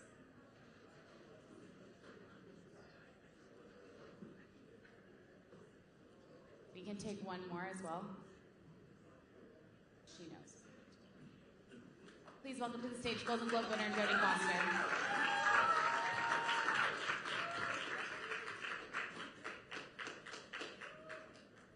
Hi, everybody. This is fun. Congratulations, Jodie. First question's over. I don't know where you are. Oh, there you are. Hello. Angela Bishop from Channel 10 Australia. Hi, Angela. Congratulations on this. It was Thank you. binge-worthy in the extreme. Thank You you. always are. What are you preferring these days, television or film, and why? Well, I think the most exciting narrative filmmaking right now is being done on streaming. That's where I really go to see performances and to see characters build over time. Although I have to say the features this year are amazing. So that's, for me as a feature person, it's great to see that both can coexist and there are different ways of telling stories. I've lost my voice, as you can tell. Hi, Robert. Hi, Jodie. Congratulations, Larry from Fox. Oh, thank you. In your speech, you had mentioned your son who is acting. Yeah, it's the other one. Yes. That's not him. What is the best advice that you have given him? Well, it's the advice I will give him in time, which is you don't actually have to wear these shoes. And when you do, make sure you put the little foamy things, you put them in before you put on the shoes. So that's a good one. Honestly, just be yourself, I think, and relax. Telling someone to relax is crazy. It doesn't make any sense, and it won't make any sense to them. But there will come a day where they'll say, oh, I see.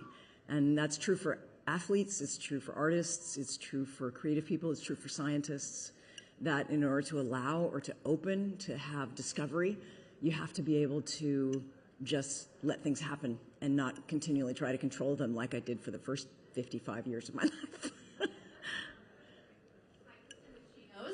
I just wanted to ask, I know, kind of jumping off his question of Yes. What advice you're giving to your sons, but how have your sons inspired your work, and what are you learning from them? Play, joy and play. I mean, that was the first gift that they gave me was, being on all fours around the house and, making parades with silly musical instruments and rediscovering the world through their eyes. And I feel like that continues to today, and it's something that I always have to remind myself because I can get serious, that really I'm just a play animal, and that's why I'm here. I do love to dress up. Not like this. I don't like this. But I like to dress up. I like elf costumes. I like football, painting my face. I like Halloween. I don't know what that's about, but there's something about the joy that comes from just, being a kid, I think. We're going to take one last question. Yay. Hi, Robert. How are you? Hi, Kit. I want you to know Kit's wearing Robert's shoes. Because we were too cheap to buy him new shoes, but look at that. Did you see what happened after you won when Demi won? Oh, well, yeah, because I was there too. Okay, Amazing. So the symmetry was so beautiful because here you are talking about being of a certain age. You and Demi are the same age. Yeah. Look, like this is truly the golden age for you both, for actresses like Jean Smart as well. Yeah, I think so too.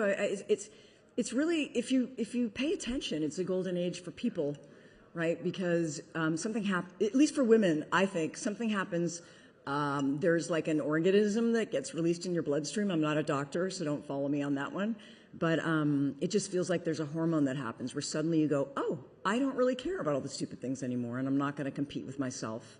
I'm excited about what's left of my life and who I've become and the wisdom that I can bring to the table. So for me, this is the most contented moment in my career.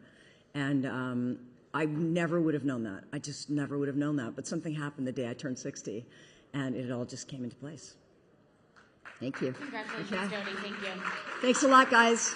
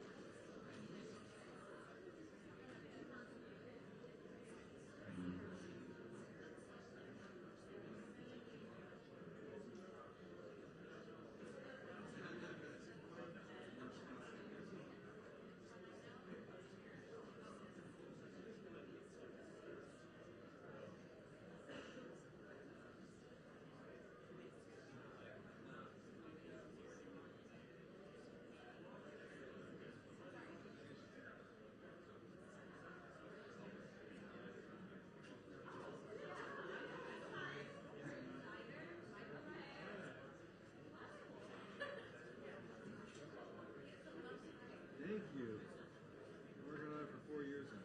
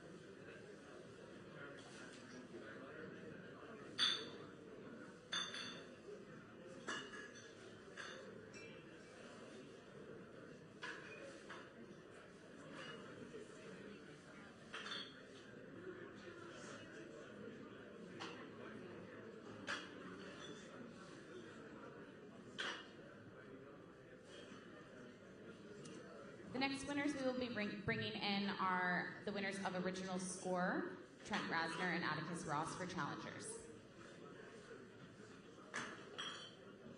Please hold up your signs when you're ready and we'll start picking before they come in.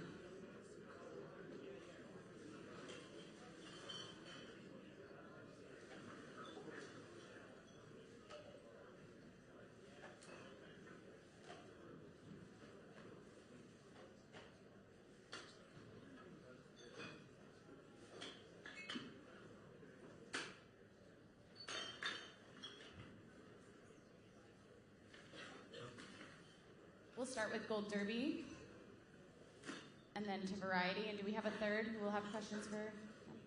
And Daily Mail. Perfect. Thank you so much.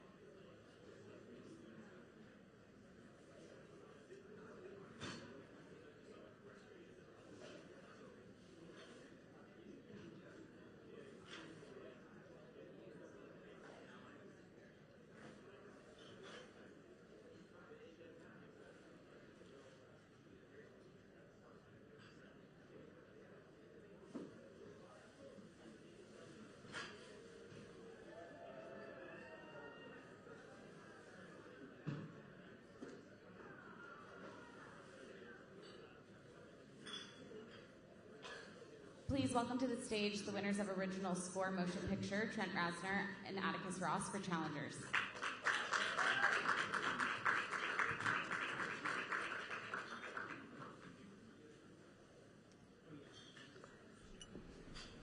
Starting off with Gold Derby. Hi, Jacqueline with Gold Derby here. The score for challengers went crazy, viral online. Film Twitter in particular was completely lit up with how much they loved everything you guys did with it. So they are rejoicing for this win for you. Do you have a message to the people, the young people in particular, who this score really, really impacted and kind of gave them a new life in a way? I think we were just as surprised as anyone else that it caught on like that. You know, we've learned over the years we just try to do the best job we can in the studio, and when we see that final cut of the film and the final mix and it feels like it's the best thing we can do, that's our moment of kind of saying, this is why we do it, you know. Once it goes out into the world, it's hard to predict how people are going to react. This film was fun to work on from the beginning. Luca, our director's kind of idea to make music a character in the film and be in your face and be something that you couldn't ignore was a fun canvas to paint on. We had a lot of fun working on the film. It was rewarding to see it catch on in social media and find a home there, and it was an unexpected treat for us. Yeah. Hi, congratulations. I'm Kathy Steppen with Variety. Had this soundtrack on repeat for months now. And something that scares me every time is when I hear the alarm clock sound at the end Me too. of Challengers. Yeah, that was fun. Why was that something that you decided to keep in there? I think that it does add to the anxiety of the track curious. Because I think the album is kind of storytelling in the same way that the film is, and if you're a fan of the film, that is meant to give you anxiety, like art has when it goes off. Hi, Russ from the Daily Mail. For both of you, but first, Trent, Elton John was very excited for both of you winning. Have you ever collaborated with him before? And if that were to become a thing, he's done soundtracks before as well. Or would he ever possibly be an inspiration for a future, maybe 9 Inch Nails song or collaboration? I just met him for the first time socially several months ago at a party, and he's been a huge influence on me in terms of as an artist, just in general. Just this week, I've been nonstop listening to playlists of his with my kids, and we'd be totally open any sort of thing with Elton. It was exciting to find out he was presenting the award, and it felt, it's the weirdest experience in the world of being in a room that's very unnatural environments, and hear your name called, and you're freaked out, and you're trying not to trip, and get up on the stage. It's Elton John, and he seems like genuinely into it, and that's also weird, in a cool way. Yeah. So we're just kind of hit on the head feeling right now of being very grateful and just taking it all in. Thank you. Congratulations. Thank you.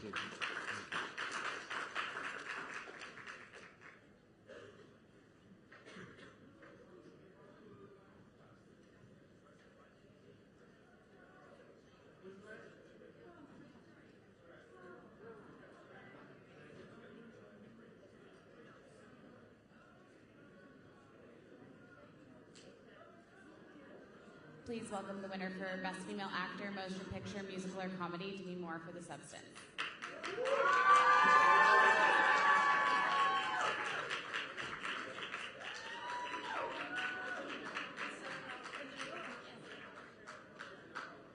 Wow. Hello, everybody. If we could get people a mic. Hi, my name's Danielle and I'm with People. Hi. First off, congratulations. I just have to say that I absolutely loved your speech, and especially that part about, putting the measuring stick down to finally realize that you are enough. And so I'm wondering, on the days that you don't feel like you're enough, for the women out there who don't feel like they're enough right now, what gets you through? I think it's really about where you hold your intention and your focus.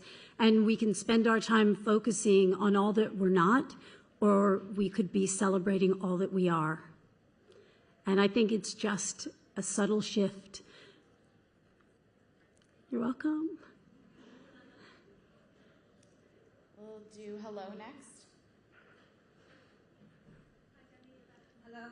Hello. Congratulations. Hello. Thank you. Your speech was so beautiful and really touched upon one of our core pillars, which is women's, what we call our second act, women who refuse to fade away into the background. And I wondered what advice you would give to women who are feeling that way that you were feeling a couple of years ago, fearful about being dismissed. I think, we all know that there are certain kind of conditioning, societal conditioning. But what we really have to look at is what we're choosing to buy into. Because it exists, it doesn't make it the truth.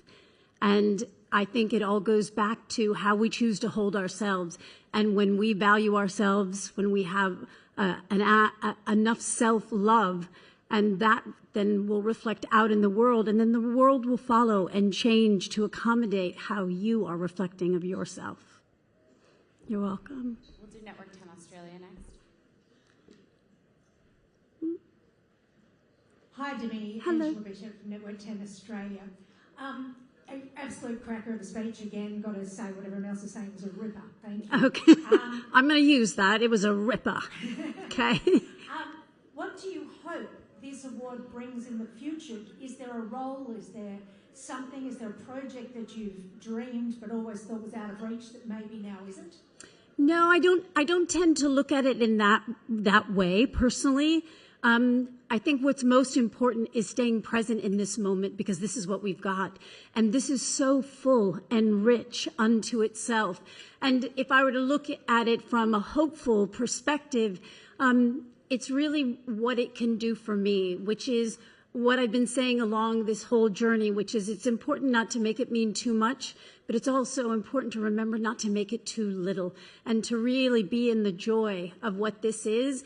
And then out of that present space, allow for whatever is to come to unfold. We'll take one more question. E online. Hi, Demi. Hello. Thank you so much. Yes, Jodie Foster was just in here, and she said that when a woman turns 60, it feels like something gets released into their bloodstream. They just stop giving a damn about what other people think.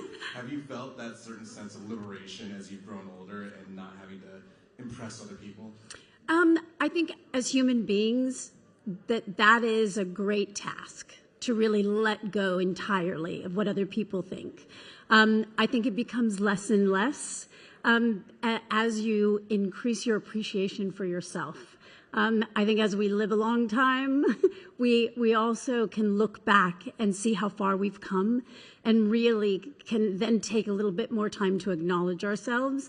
I do think as a woman, as we get older, we also, a lot of our energy, as in particular as mothers or in caretaking, has gone outward, and it's a time when we can actually stop and bring that energy back to ourselves, and it feels pretty damn good.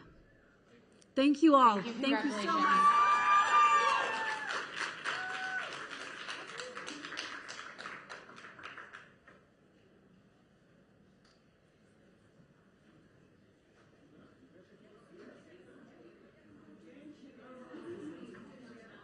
Please welcome the cast of Amelia Perez.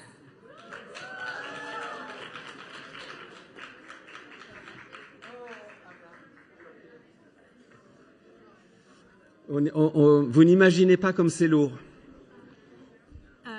You won't believe how heavy this is. Il y a le poids réel et le poids symbolique. The real weight and the symbolic weight. Et le symbolique est plus lourd que le réel. And the symbolic weight is heavier than the real weight. Pourquoi vous levez des pages comme ça? Why are you all raising sheets of paper? Over in the back, yes. C'est différents journaux. Ah oui, d'accord. Different publications. Je peux rien lire d'ici. I can't see anything from here. Hello, congratulations. Hello, merci. Congratulations, Monsieur Diard. Oui, ah, vous êtes là. Oui, d'accord. Merci. Merci beaucoup, madame. Thank you, and I would like to thank you for this amazing movie that shows a very special way of Mexico and of Latin countries.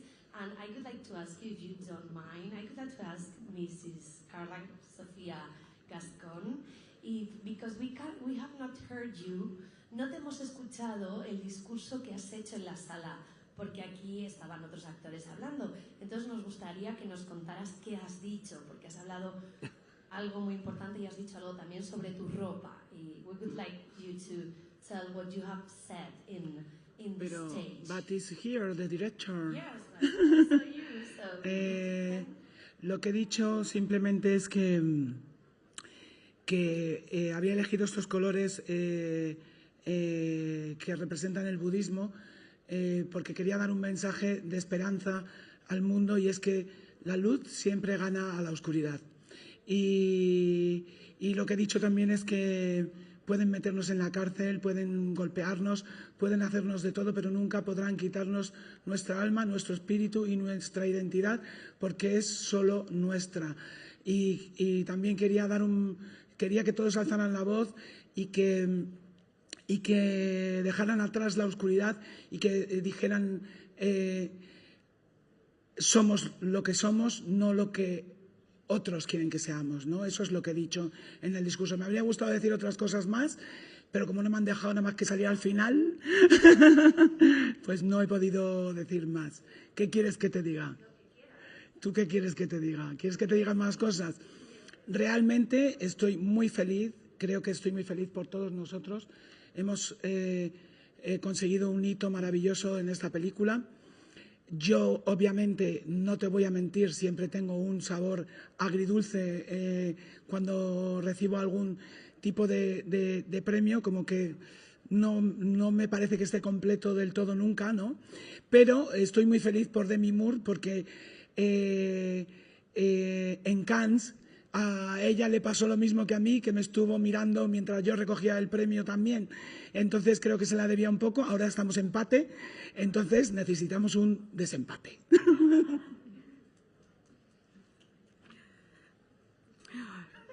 So what I said in the room was simply that I chose these colors to represent Buddhism, and also because I wanted to give a message of hope and to step into the light and leave the darkness behind. Because we can be put in jail, we can be beat up, but they can never take away our souls, our identity, our spirit, because that belongs to us alone. And I called us up for us to raise our voices and also for us to be boldly who we are, to claim it and not what other wanted us to be. And there's more that I wanted to say in the room, but they didn't let me, and so I was just invited to say a little more. And I wanted to say, of course, I'm very happy for this stride, for this benchmark that we just hit, but I have to admit it's a little bittersweet because it feels incomplete. But at the same time, I'm so happy for Demi because in Cannes, she was in my shoes. You know, she saw me on stage, accepting the award, and I think now we are tied, and now we need to break the tie. Hi, I'm Mo from Enigma from Egypt. My question's for Zoe. Zoe, it feels like you're finally winning the acting bingo card, where you are the star of 4 of the highest grossing films of all time, and also in successful TV shows like Lioness, and also now finally getting recognized critically, knock on wood. I feel like this is such a special time for you. I'd like you to talk about that a little bit and how it feels right now in your life. What I feel is absolute joy. Joy because there's a sense of presence. I've been in this industry for 25 years. From the moment I transitioned from being a dancer to an actor, I was in my late teens, early 20s, not knowing what was ahead of me. And what I have witnessed is I've always been employed. I've always had good human beings and amazing, undeniably talented filmmakers believe in me and bet on me, trust me, and consistently. So this recognition is, it's paramount for my continuation as an artist. And there are no buts. I'm happy. I'm just, I'm 46. There was a moment a couple of years ago where I was sort of thinking about like plan Bs, like, do I go into like a homestead and start like planting a garden and baking goods and just become, the sexiest soccer mom in my mind? But the truth is I'm an artist through and through, and I need to create every day. If not, I just don't know what I can do. I don't know why I'm here. And that's how my loved ones can get the best of me, is when I am allowed to create. So I'm indebted to filmmakers like Jack Odiard, that after conversations and auditions and promises that I can do something, they really decide to bet on me. And it works. I was sitting in the audience and I received a message from James Cameron, who's, somewhere in New Zealand right now, cutting Avatar, Fire and Ash. And he, after all these years, believes in me. So that to me gives me it nourishes my desire to continue growing as an artist. Thank you. Congratulations. We'll have you exit this way.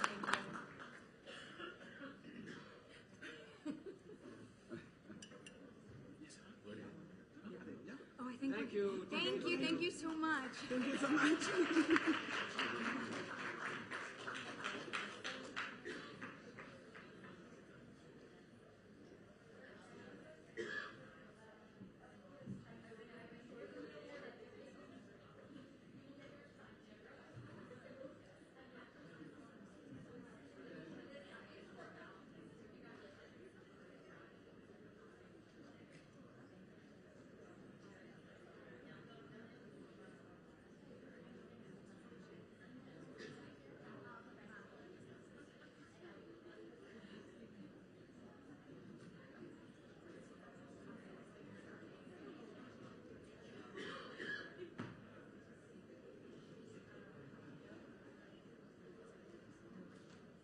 please welcome to the stage Golden Globe winner Adrian Brody.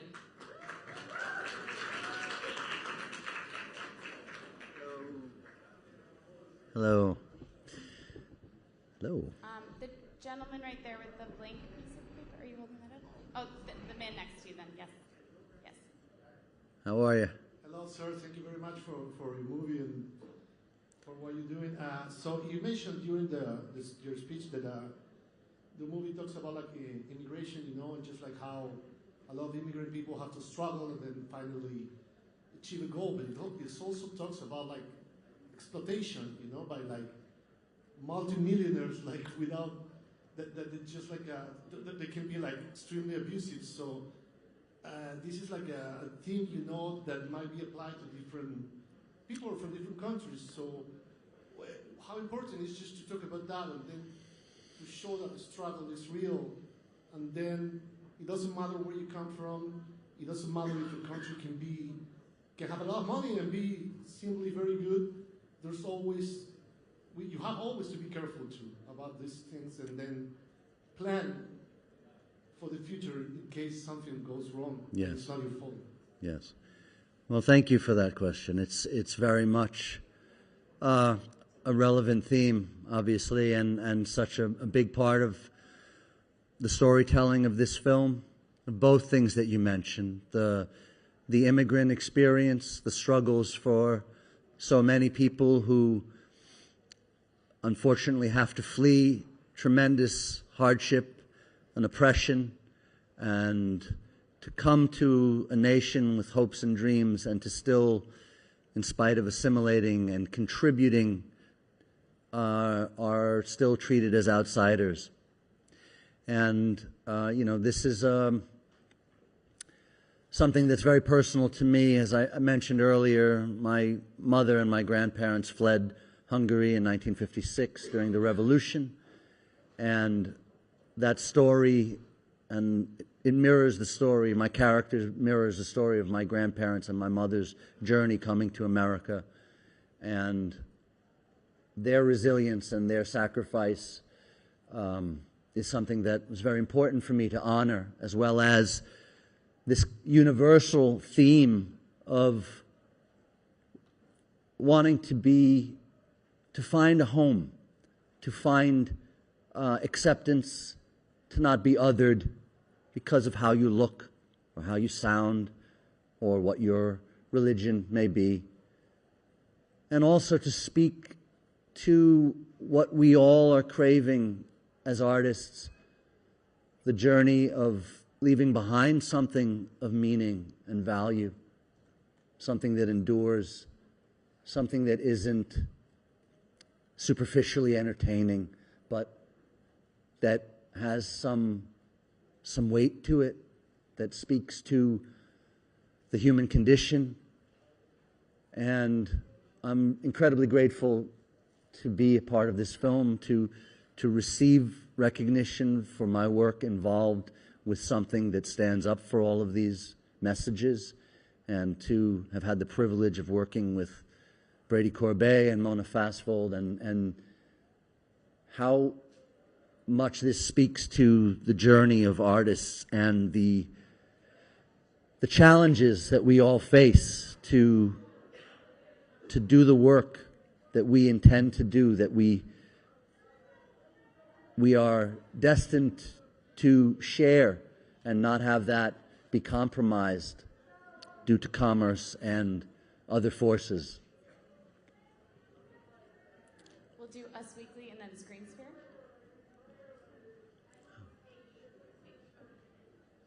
Hi. Hi, Mario Turner. Hi there. Congratulations. Thank you so much. You won your Oscar nearly 23 years ago. How does this moment feel for you when you reflect back on that time to where you are today? Well, you said it. It's been many years. It's been decades, and I've had a long life and career, and a lot of peaks and a lot of valleys, and it's given me perspective. It's given me great appreciation for this moment, because it can go away. And I am very grateful. I've had a very blessed career, but as you can see, it's still a challenge to find work that is as meaningful as this, that you can have a triumph in your life again is incredibly healing and rewarding, and also for what it speaks to of my family's struggles and the hardships that they've faced that have given me the good fortune of having firm footing as an American actor and to have the ability to hope and dream and to pursue something like this. Thank you. For Aish, for Israel, you were part Jewish. What was it like to connect with this character and the anti-Semitism that he deals with, especially relevant, timely with all the rising anti-Semitism happening in the world? Yes, unfortunately, there is obviously a tremendous amount of anti-Semitism. It's something that this character is fleeing, and that persecution, not just for being Jewish, but for his artistic beliefs and his values, and to be oppressed and judged and othered. And then to come with hopes and dreams that is in the past, and to still face that, and for those challenges to still exist, and the fact that they do, and the fact that it's intimate to me, the roles that I've played, and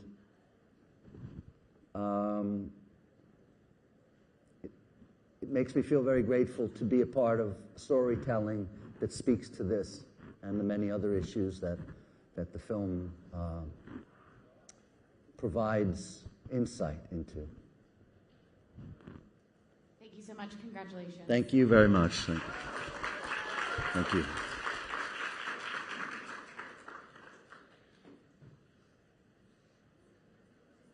Next, we will bring to the stage the winner of Best Director Motion Picture, Brady Corbet, for The Brutalist.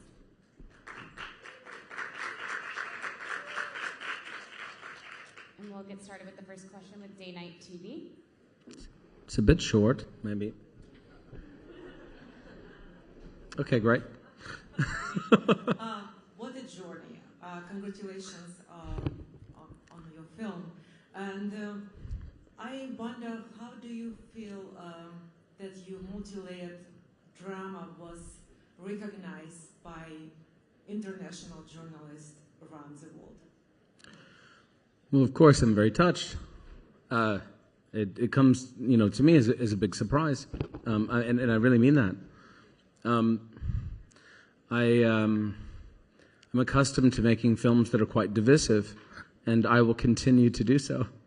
But I'm very touched that so many people appreciate the movie.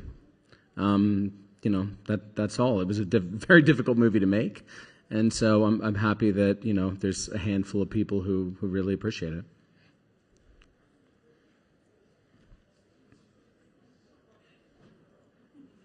Decider?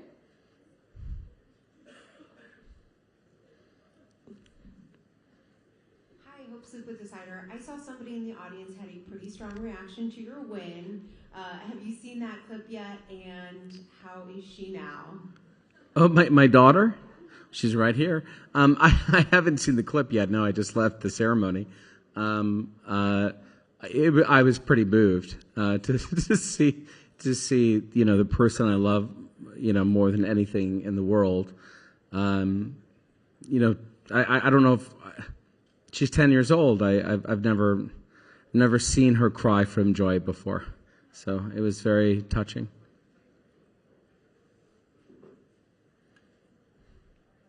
Great. Thank you so much. Congratulations. Thank you. I'm free to go. Good night.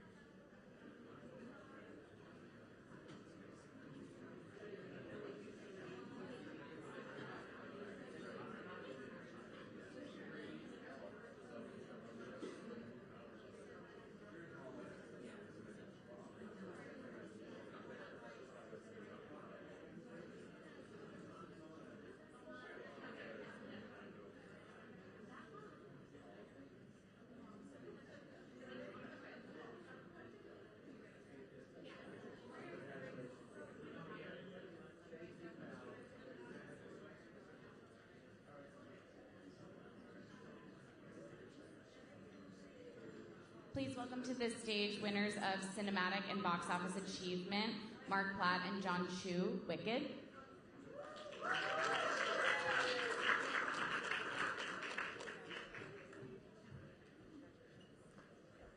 Thank you. We'll start with GMA 7.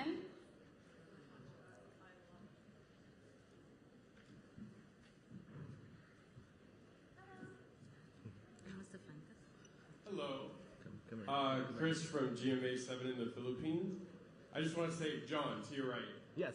I know I just saw you outside. Oh, yes. I was looking it up.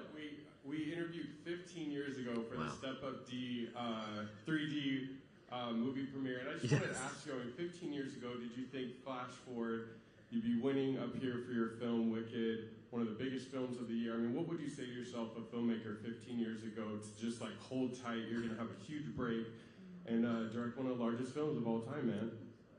No, this is crazy. This is insane. I hope I would say to him, like, hang on, kid, learn every movie, everything you're doing, just keep going. But this has been a dream. I mean, I've been dreaming about making a movie of this scale, of size, with actors of this caliber for my whole life, and to work with a producer like this guy, to learn how to truly lead a group of creative people. It's been a journey of a lifetime, and yeah, it's amazing. Thank you. We'll do Bustle next. Hello, congratulations, Bustle. So now that you guys have won the Golden Globes, what are you holding space for? We're holding space for those who haven't yet had the joy of experiencing the film, to see the film, and then when all is said and done, we're going to get to work on Wicked for Good, which will take all of our attention, our heart, and our soul, and we're excited to bring that to you next year.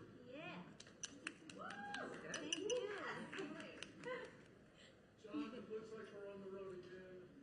What's it like for you as your John, BJ Chorus, The Hollywood Moment? We're here again. What's it like for you as we're going down the yellow brick road, and maybe we should say the golden brick road at this point, to be heralded as a wickedly great director that's bringing back the golden age of musicals back to Hollywood? And for the rest of the cast, what is it like for you to be in this golden moment with this amazing cast and a future with Wicked? Thank you for that. We love movies. They're the movies that are timeless, that have been there our whole lives, and we wanted to make Wicked feel like it's always been there on our shelf, but we just never picked it up and watched it. That's why I love these actors here, because they are all timeless. That was our number one thing, is someone who felt from outer space, but also timeless and also grounded. That's three very difficult things. And every day on set, I would watch the movie, and sometimes I'd forget to call cut, because I'm like, this looks beautiful. Our cinematographer, Alice Brooks, our production designer, Nathan Crowley, and then to see these faces, it's just, I mean, I know iconic is a word that's overused, but it truly is iconic when I see them, and I feel very lucky to be a part of that, and invite audiences back to the movie theaters to experience when we fell in love with movies in the same way.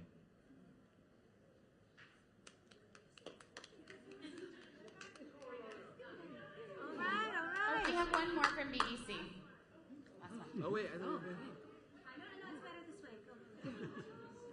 Hi guys, Crystal Hayes, BBC.